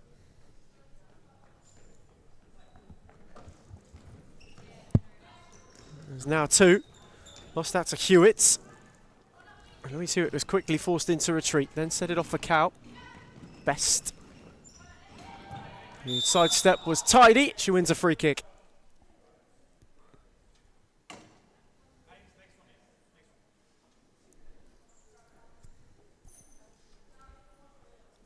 Joe Haskell now just a bit more eager to run the changes. Really trying to use his side's numbers against a 6-man squad of 1-0. And Hewitt has a look, and Smith on the block. Almost from nowhere. Beston went and won it, was surrounded by a sea of blue, and El Hayek was quickly down to gather it up. And maybe, just maybe, 1-0 could counter. Now 2.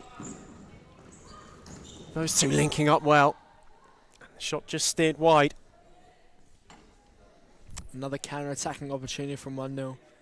Just showing a lack of stability in the defence of Northcut as Miller Best goes up, but there just never seems to be someone covering deep enough. Hewitt. Again, wanted to give Arnott one to chase, wasn't quite able to. Now Hyatt looked long, and Best was best positioned.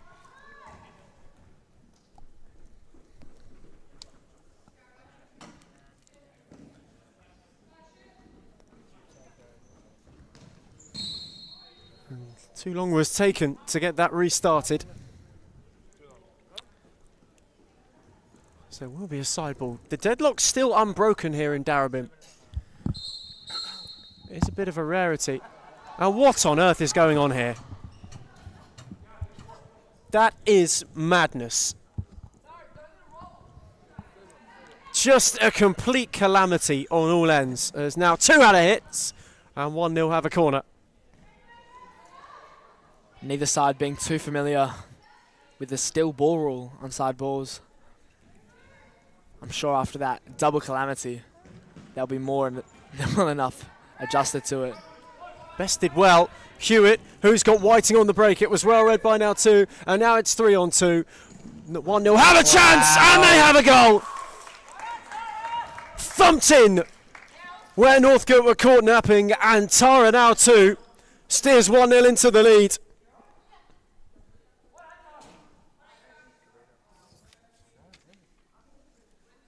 Ever so tidily taken by Tara now 2. And 1-0 have got themselves in front, really out of nowhere. And now they might be looking for 2. Jacobs is all on her own and hits the post. Astonishing. Great pace there shown by 1-0's number 5. And Rhiannon Jacobs was a whisker from making it 2. There's Best. Oh, it's a lovely roll. Still going was Miller Best. Karina now 2 blocked well. Set it off for Tara now 2. Hewitt went and won it, but it hit an arm. And something tells me Isho Haskell isn't best pleased about that.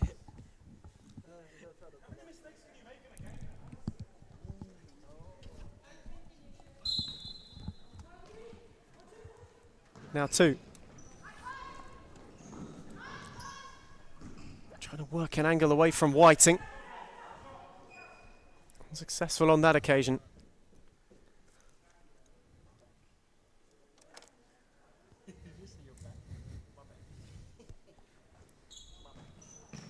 It's taken with haste the side ball. Whiting then went and won it.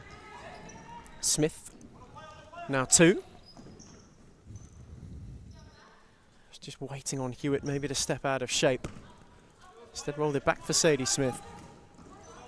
Well read by Cow. Whiting, who had Hewitt on the break. Best, who went searching. Whiting made it work. And Hewitt was one runner, Best with another, and she couldn't quite keep it alive. I must say, Ethan, 1-0, even due to their lack of numbers, and maybe lack of experience across the board, they really are seeming the better side this first half. With the safe hands of Lara Hayek, Northcut just seem to have little to no answers. It's just about this next goal. If Northcut get it, the game is well and truly back on, but 1-0 could put a foot closer to the win this game. It's an unbelievable game. Whiting steered herself into and out of trouble.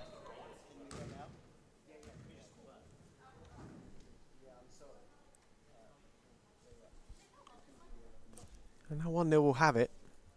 Approaching the final 5 to half time. And so far, in an arm wrestle, 1-0 are just about getting the better of Northcut. Northcut just haven't quite been at it yet. And the same intensity we've seen in recent weeks has been lacking from Isho Haskell's side. As Best went darting, it's a good cut-off from Karina now too, who squared it for Jacobs, who was all on her own and went the back heel when really she should have just had a go. And now they could be made to pay. Hewitt lost out. Cow got in ahead of Smith. Set it back for Whiting, who nearly had it fall for Hewitt. Now 2 got a flick. Just a moment of silliness there by Jacobs, to be honest. Had options either side, but decided for the flareful element of Jogger Beniso back heel, but it did not seem to work out. Here's Smith. Steered it for Jacobs, who justly gave chase. He wasn't able to rein it in. Whiting, able to steer it for Cow. It's been the problem for Northcut this half. They've really lacked the rhythm, more so than anything. Yeah, they just look almost out of place, out of position. Just don't seem to have too much structure to their team. Jacobs was a bit too overzealous to get away from Miller Best. And gives away a free kick.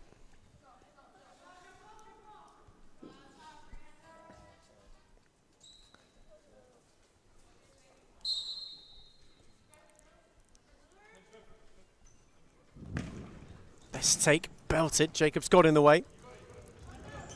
And then had it get back to her via now 2, and Daly concedes the corner.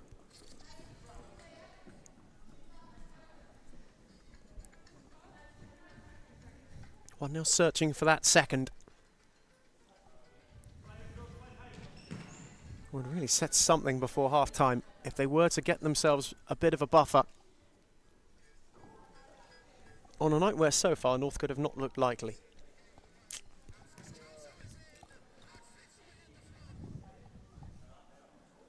They look like a shell of themselves, of the team that beat the reigning champions Melbourne Aku comfortably just weeks prior. Smith went clipping, Daly went from a long way, and to no avail. It's been that kind of half for Northcote. Lacked a bit of cohesion. And any real rhythm, any real flow to their futsal.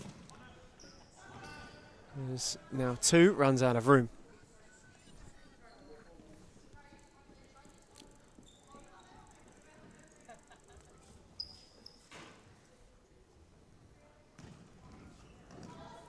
went down the line. Cow gave it back to her. On the switch was Best. Whiting wanted to return for Best. Jacobs will give chase. The gang will come across first.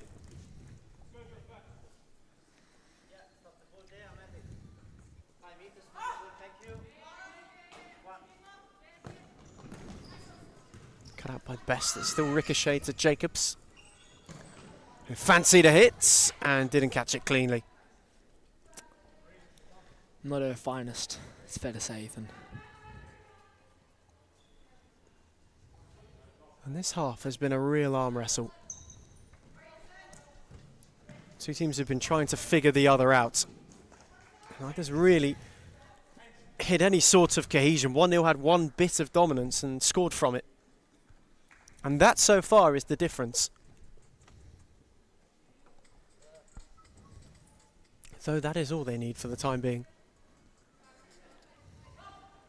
Hayek. Back to Karina now too. Now Tara now too. Set it on for Jacobs, who was blocked by Bagang. Now two then took over. Just taking some time out of the game. And some sting out of it, a 1-0. It's a good challenge from Cow. To go and win it off now too. And she was forced to clear in the end.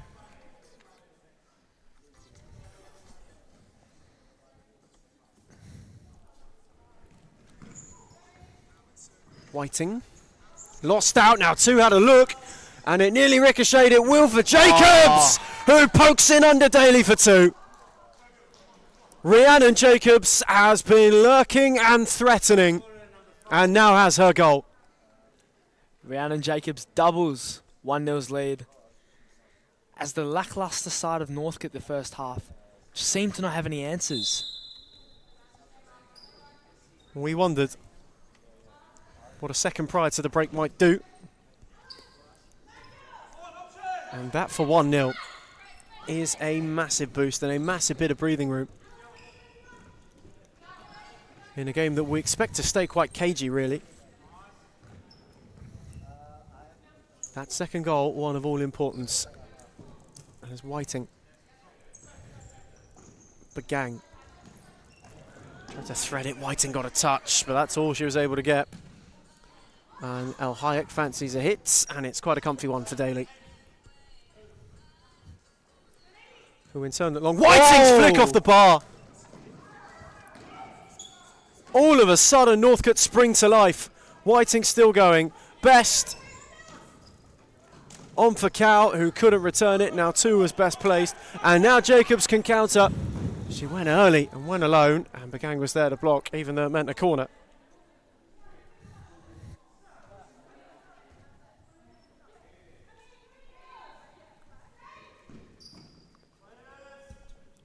Now two's corner with height, winning Jacobs. Whiting flicked away.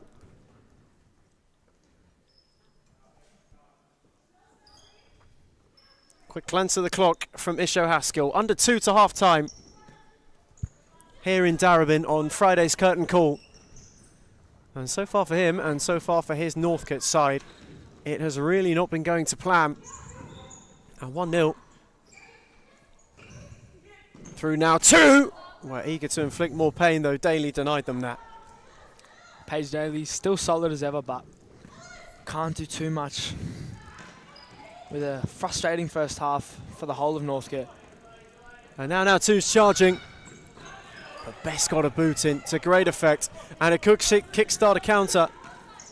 Best, but Gang went early. And the ricochet found its way to Miller-Best, who couldn't quite sort her feet out. You just wonder, Ethan, what will be the half-time team talk for Northcut? What will Isha Haskell be saying to his players? 70 seconds and then you get to find out. Depends on how they go. If they get themselves back in the game, then a real opportunity for an injection of positivity. 2 down though, and it creates a little bit of a mountain. Although North could have a corner.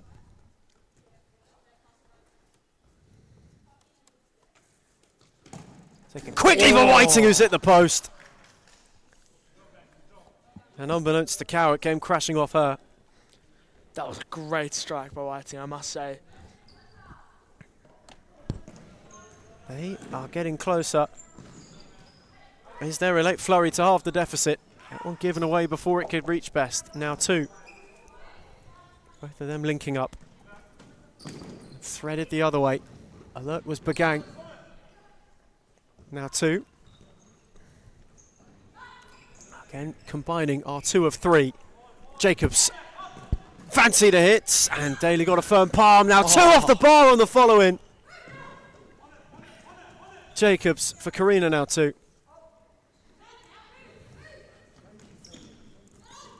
Now 2 once more. And they might be happy just to tick out the time. Will 1-0. Jacobs lost out. Or is there one more look the other way? Best on for Whiting. The angle was too dear and the ball was too heavy.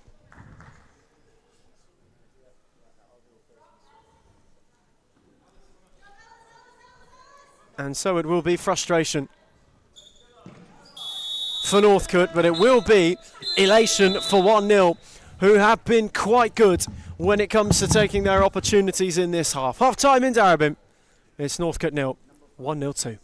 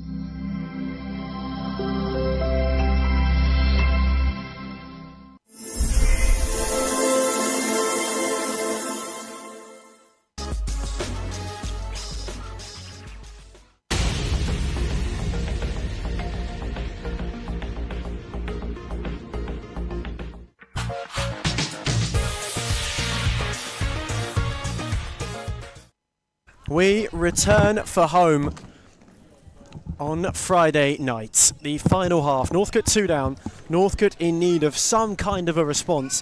If they are to salvage anything from this half, 1-0, they will be hoping that it was very much business as usual in the second half as it was the first.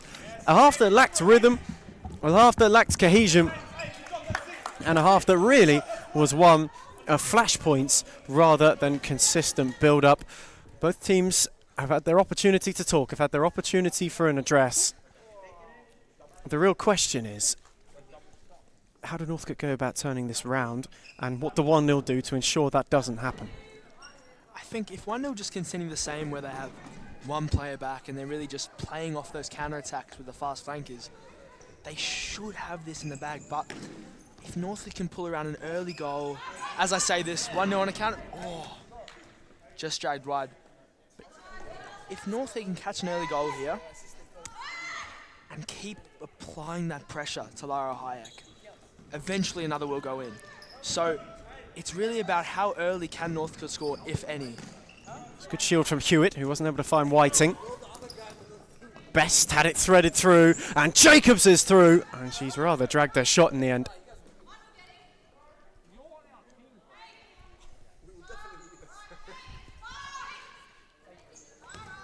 It's a good fling from Daly. Best. Fancy to hit, it took a deflection. El Hayek readjusted, and Northcote have a corner. Hewitt's take. Whiting, they will load again.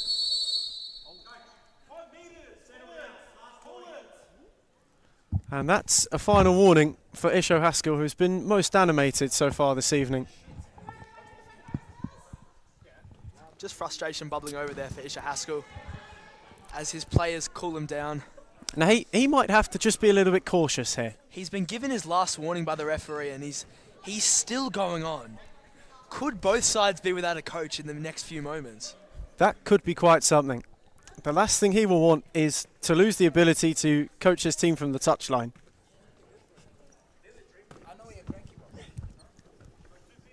Well, Hayek looked long, but Gang won the flick on. Whiting, Hewitt. Back for Whiting, it's cut out well by now too. Who gave it away, and Amy Whiting went from distance, although El Hayek was unbothered.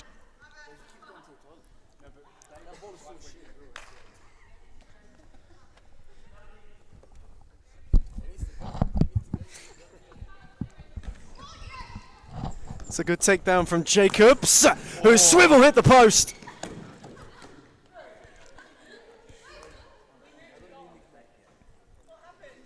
Desperately unfortunate, Rhiannon Jacobs,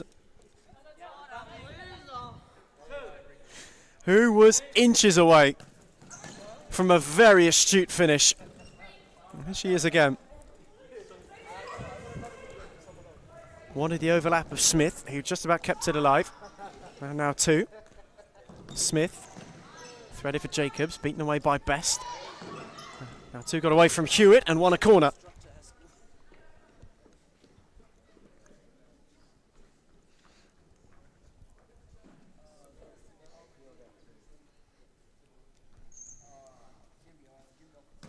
Now two's take, Hewitt's flick inadvertently took the sting out of it for Daly, who was ready to go and grab it. Now on for Bagang. And Hewitt made the smart overlap, and Smith got a good challenge him.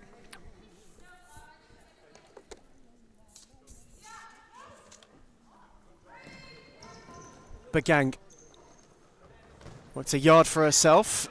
Now two got the flick. Happy to reset all the way through Daly, who was charged upon by now two, and that one was too far out for Bagang. First real glance at the clock. In this second half so far. There's now two, rattled it into Bagang, who wore it.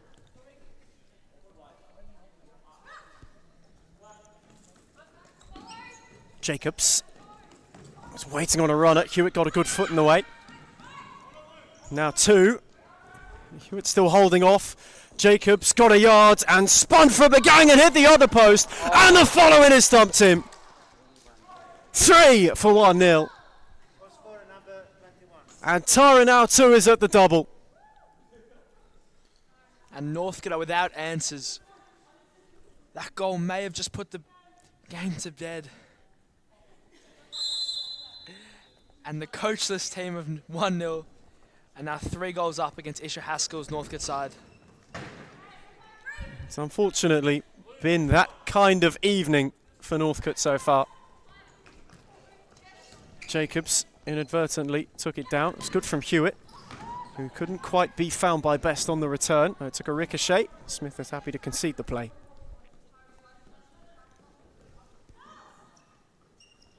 Whiting wanted an option. Best for Hewitt, who's got a yard. Al Hayek came flying out and smothered at the feet of Louise Hewitt just as she was about to shoot. Diligent piece of keeping from a Golden Glove winner, but now they're on the charge with Whiting, who went on her own. Al Hayek parried.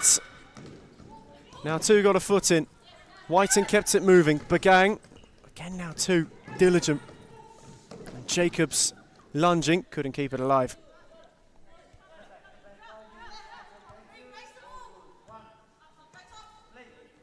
Best had her pocket picked by Tara now too, who was just unable to keep going with it.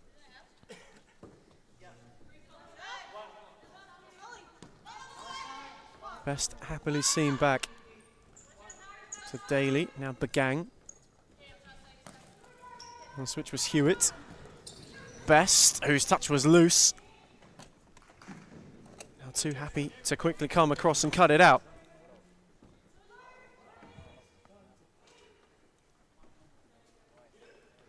Whiting, and Best gave it a hit. Al Hayek gave it a palm. Now Tara now too can drive. On for Sadie Smith, who couldn't steer it further than Bagang, who did diligently defensively. Best. Fancied a hit, and Smith will see it out of play.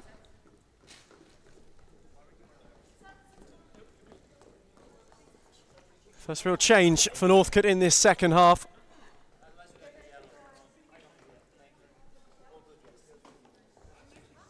Amy Arnott comes on in place of Louise Hewitt. Isha Haskell will be hoping for just an injection of life into this side. Good read from now too. And now Jacobs. Was cut out well by Arnott, who did terrifically. Whiting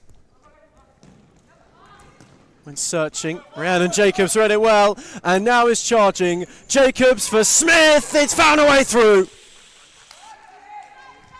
Daly beaten, and 1-0 are running away with it.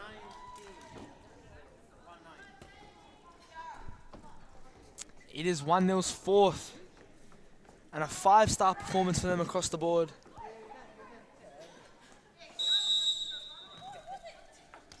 Terrifically worked. Jacobs, who could have gone alone, was unselfish in the end. And 1-0, who have longed for a night like this, on a night like this, are finally going to get themselves back in the groove.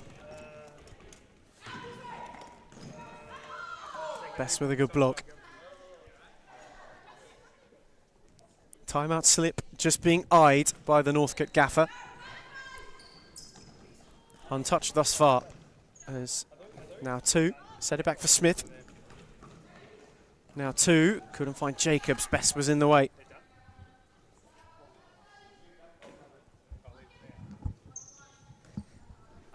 Smith with height.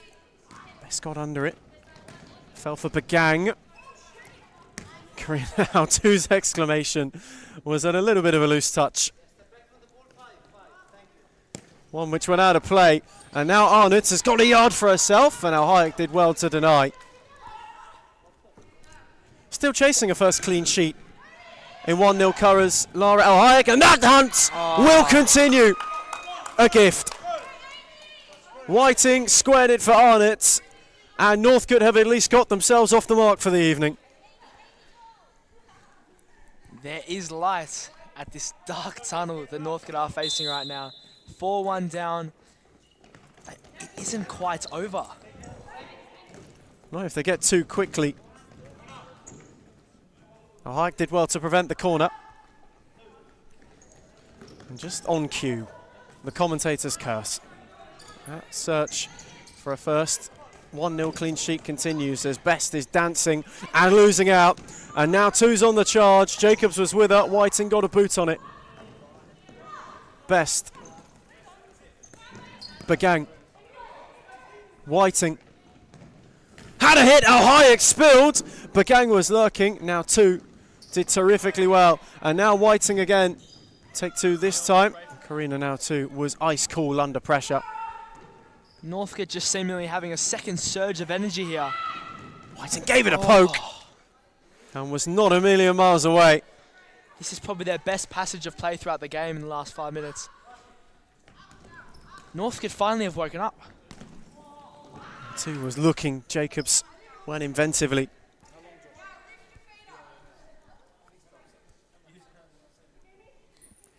And after that goal, you could be mistaken for seeing a wry smile on the face of Ish O'Haskell, who has certainly been full of grumble so far this evening. Just frustration overall from him, but they have another opportunity. Best on for Arnott. El Hyatt came a long way. Arnott's got off the post. And the follow-up is steered over. Oh, so close to two in next to no time and halving the deficit. Ish O'Haskell cannot believe it. Lara Hayek and co. stop his side from doubling their tally on the evening and bringing the game truly back to light as Daly saves one.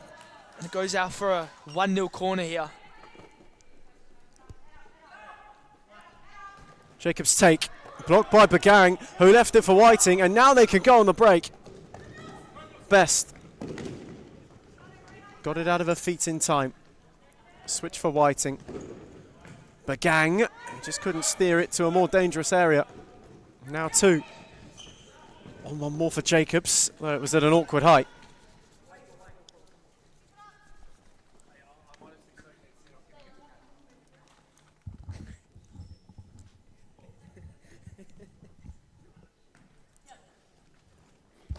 Arnott. Couldn't steer it beyond Smith. Second time only steered it to Karina now too.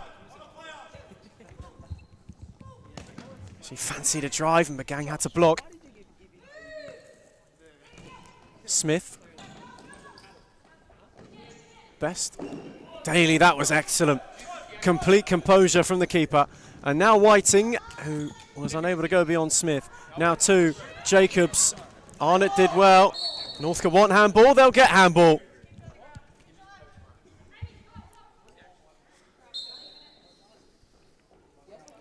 And just a little bit of sarcasm on the touchline from Ish O'Haskell.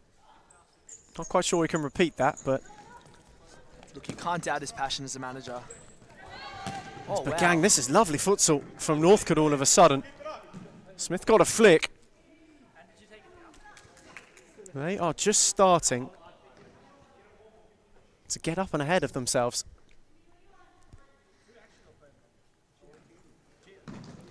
Whiting drilled it. El Hayek had to intervene. Broke for Jacobs, who had now two on the charge, and Daly will watch it out of play.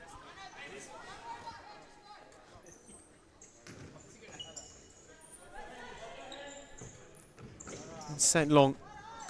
One up by now two. Jacobs couldn't evade Whiting. That's tidy from Best. And now all of a sudden the counter's on. Whiting, Best. Skip beyond now two. Smith then got a foot in. Not once but twice. Fell for Arnott, who just wasn't able to keep it rolling.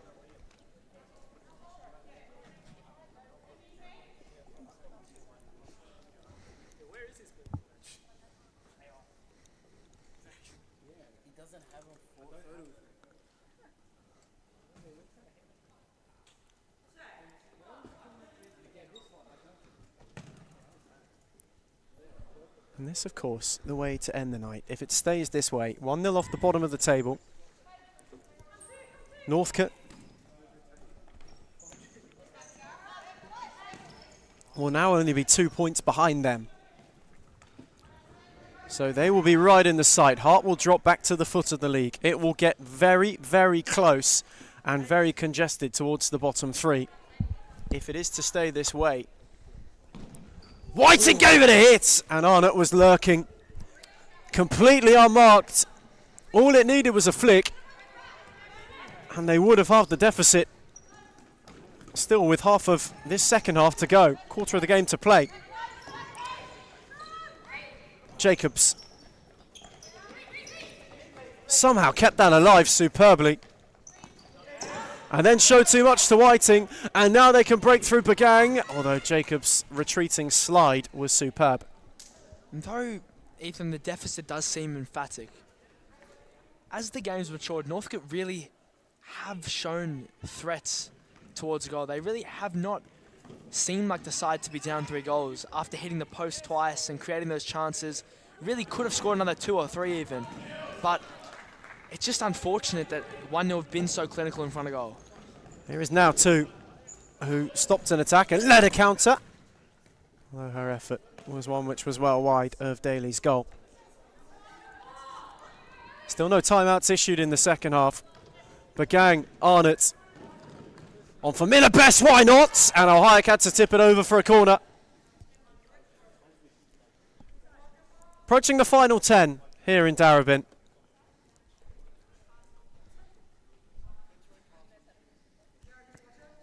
Final quarter of this game.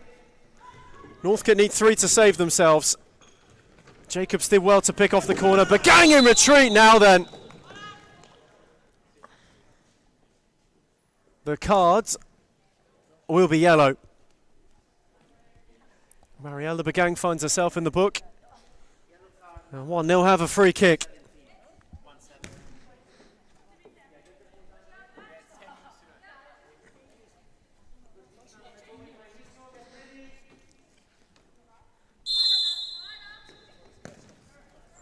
Now 2. Oh, lovely sidestep beyond Bagang. And now Best could possibly lead a counter. Jacobs, though, in retreat. Did well, and then almost didn't sort her feet out. Got it back from now 2. Bian got a foot in. Whiting had it open up and lashed her effort wide. Head in hands maybe for Northcote. That was a pretty good look at getting back in the game. They had the numbers there, but she went alone and she went wide. Now 2. Again, awaiting movement. Again, went with height. Time to no avail.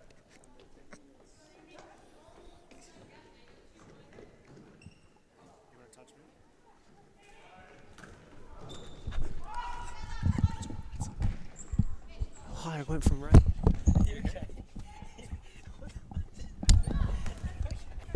As Best picked up on it. And went for an early effort. Bagang.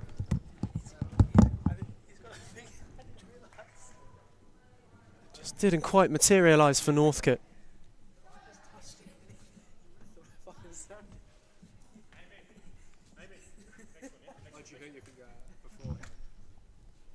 Al Hayek, who went looking long. Whiting did well to read it. And now Karina now too can go the other way. Bagang did brilliantly. And now Northcote have a look. Whiting, it might break for Bagang. It will break for Arnott, who's just did a little chip to the far post over.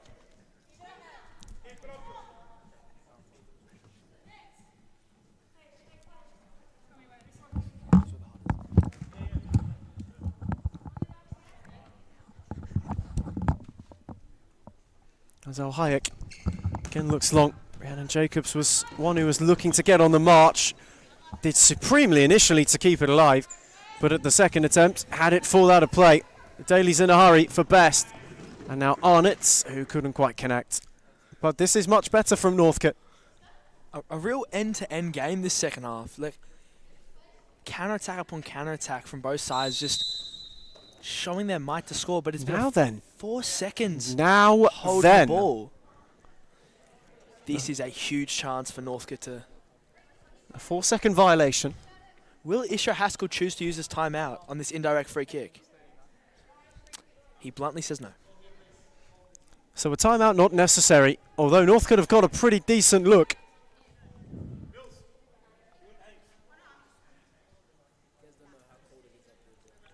Best and Whiting, the two over it.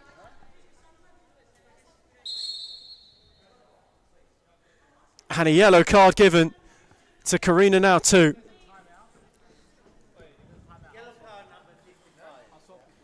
Karina now two in the book for dissent then.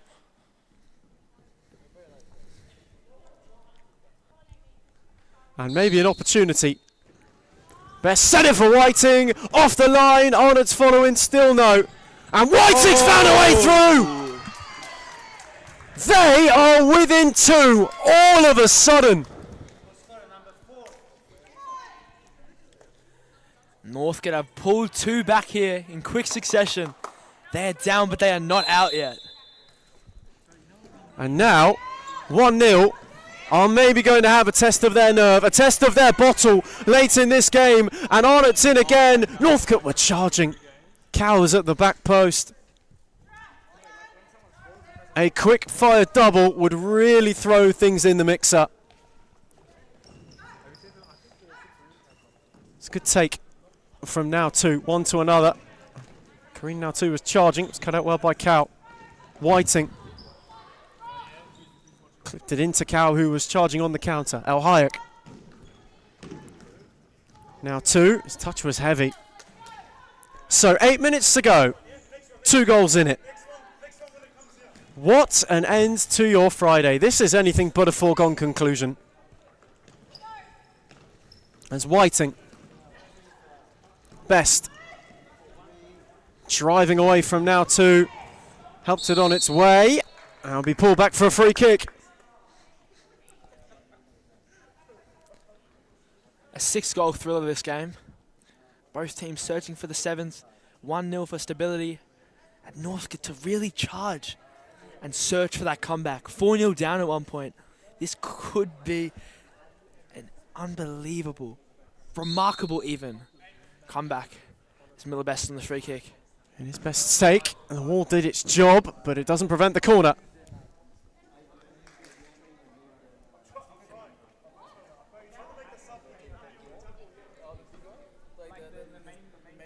Joe Haskell maybe wanting to make a change.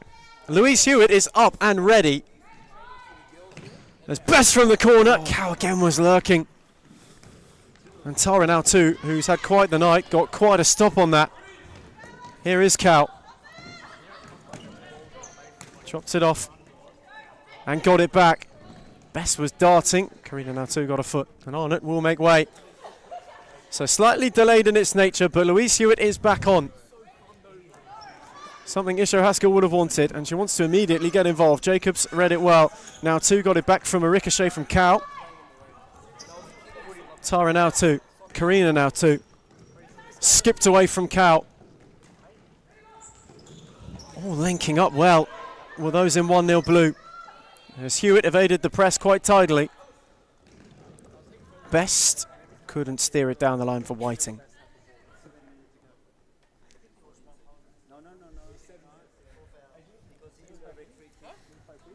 The interesting subplot here. 1-0 have committed 4 fouls, which has really crept up on us in the commentary box through this half. One more and they will be at the limit, and they will need to just keep a lid on things, if not to let Northcut back through the door.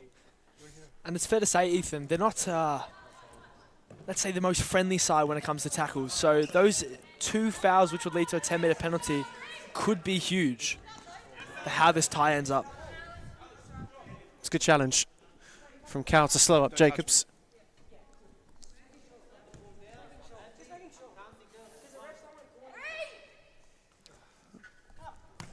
Now two, Jacobs. Couldn't get away from Cow. Super from Jacobs, and she's flashed it just wide. That would have been something brilliant. She seems displeased at the amount of contact that was given to her. As Daly goes long, Cow stole the yards. Jacobs in firmly. Cow's kept it rolling. 1-0 caught short. Wow. Whiting gave it a poke. Al Hayek made a very important save.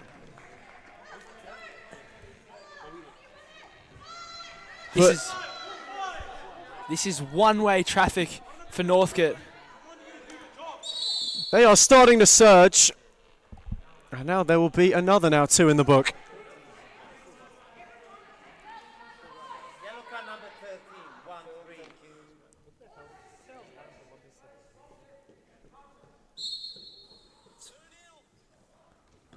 Best scuffed it.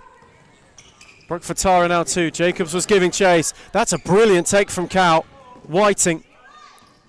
Set back for Best. Oh. Jacobs has picked her pockets! And Wow. Daly's denied her. That could be a critical save from Paige Daly. She's kept her team in the game there.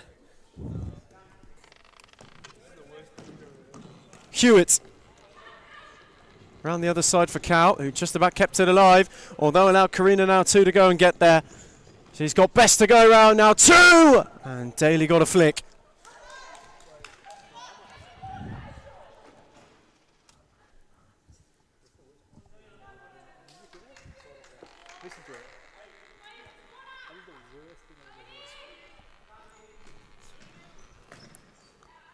Now 2. Steered comfortably over. 1-0, want a corner, they won't get one. Now it's also worth mentioning with 2 in the book, you'd hate to go down to 4. A red card via a second yellow is something 1-0 cannot afford.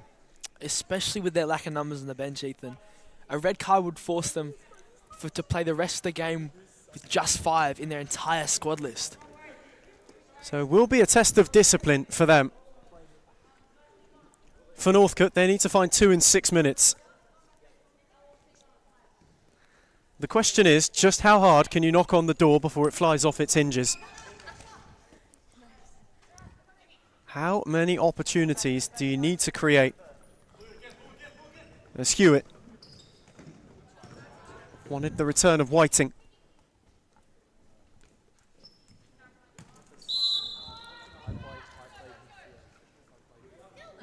And on that occasion, Hewitt wasn't as clean as she wanted to be. Resuming play. Jacobs. Steered it for now too, and Hewitt made up with it with the block, even though it will be a corner.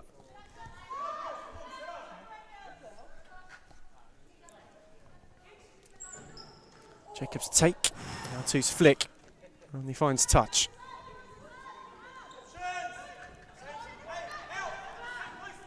Still a test of 1-0 nerve. As Daly was nearly caught on it. And Whiting just about kept it alive.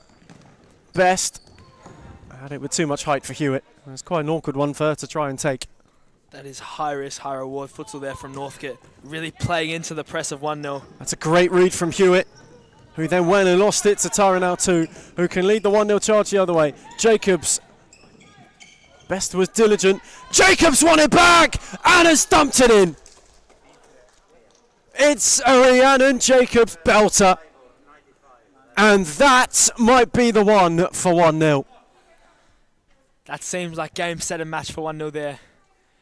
Northcut have been excellent the second half, but the counter-attacking pressure of 1-0 and the safe hands of Lara Hayek have just seemingly pushed them over the edge. But that is a lovely switch there. That could be the goal that takes them off the foot of the table. They go back above Carlton Hart. They'd go within 2 points of Northcut. It's Jacobs on for now 2. Daly denies brilliantly, and the follow-in is flash wide.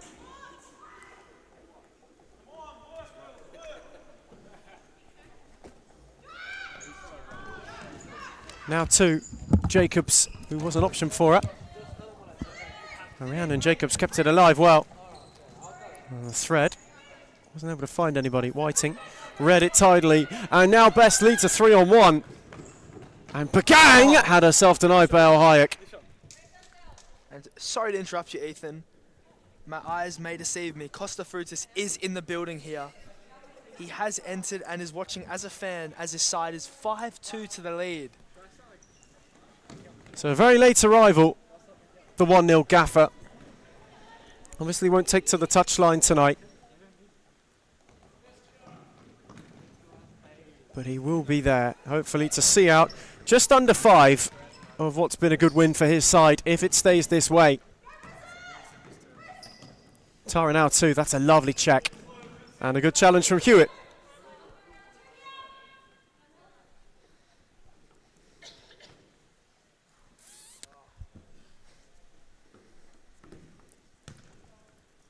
And unfortunately for Isho Haskell, it looks like it's going to be a night of not quite for him.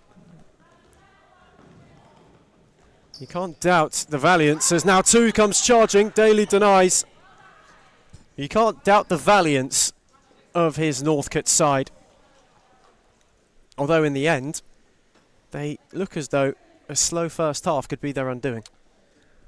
Yeah, he took the words right out of my mouth, Ethan.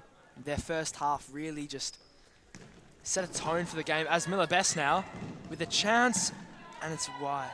As I was saying, the slow first half for Northcut was really the beginning of their end for tonight. I do think they were far and away the better team in the second half, in my opinion, but they just couldn't overturn that 3-goal deficit, which then led to 4. It's a good save from Daly to deny it from getting to 4.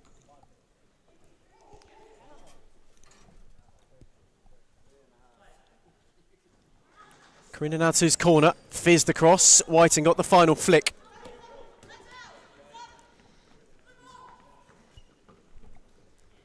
As they will be wanting just to see the time down now. It's a momentous win for 1-0. It's been a little while in the coming. Point against Victoria Lions a few weeks ago. But outside of that, it's been a barren run. There's Bagang, denied well by Al Hayek, who fancied catching Daly out to not much avail.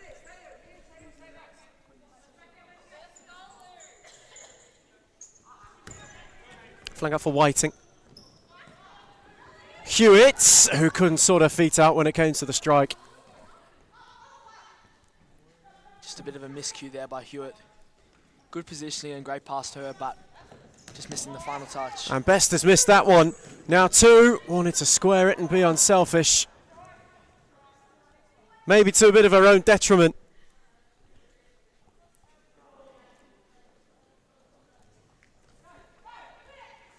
Daly. Oh, lovely footwork. Just to skip away from now 2. Bagang kept it going.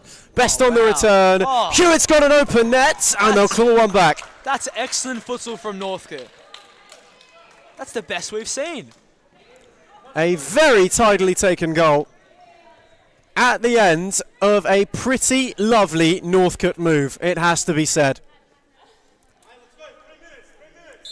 And dare we say, with how that played out, there's a wry smile on the face of Isho Haskell about that. Just a sense of belief. If they can get the next goal quickly, there is enough time to get 2. And so the deficit is 2 again. We're just over 2 to go. And now Whiting's got it. Had a launch. Well, they've been in this scenario before. Needing 2 with not much time remaining. It was against Carlton Hart early in the season. They got them their first win. Tonight it might rescue a point if it was to transpire again. Yeah, just talking about that Carlton Hart game, they got those 2 in, I believe, 24 seconds, Ethan. So there's almost too much time for him this evening if similar events happen. 1-0, of course, though, holding firm. They know just how close they are to a win that would mean oh so much for them this season. Northcote have to be clean if they are to make it happen. Something they haven't shown consistently tonight. There's Bagang. Good read from now too. She gave it away to Whiting, who couldn't thread it for Best. Now 2. Best did brilliantly to go and win it, and now is on the charge. Jacobs quickly across. Whiting wanted the second ball. Rhiannon Jacobs going on her own and hitting the stanchion.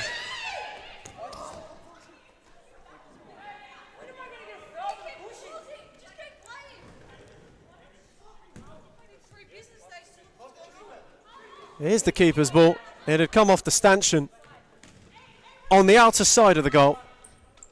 It's an excellent strike though. His best was hustled. That's a brilliant ball to evade the press. And now Whiting, who had Bagang steering. El Hayek came the long way and just made sure the danger was stifled out.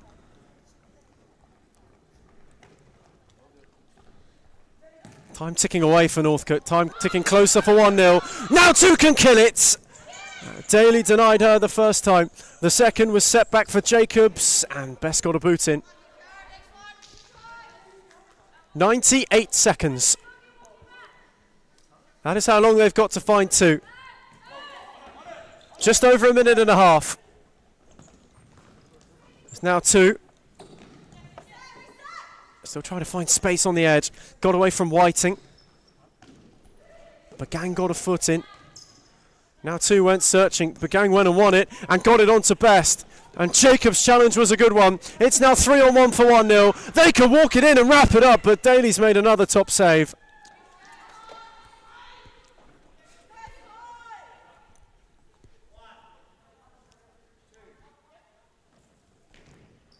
Now 2.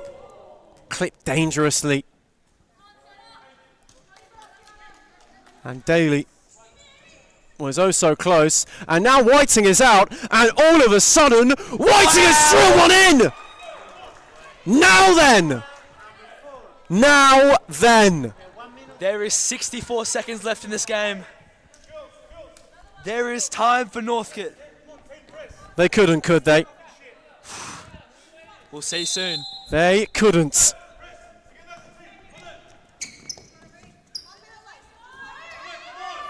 Series Futsal's queens of the Late Late Show.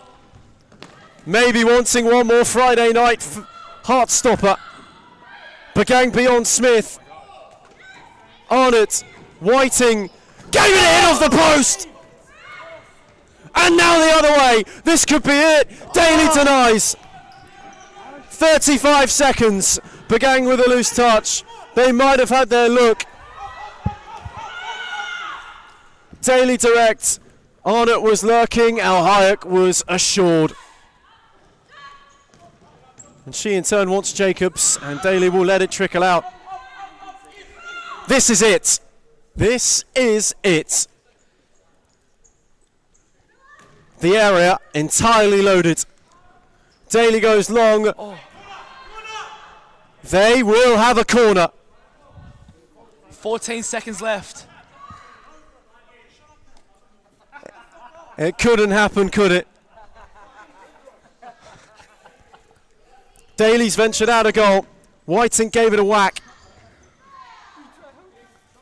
They still somehow have a pulse.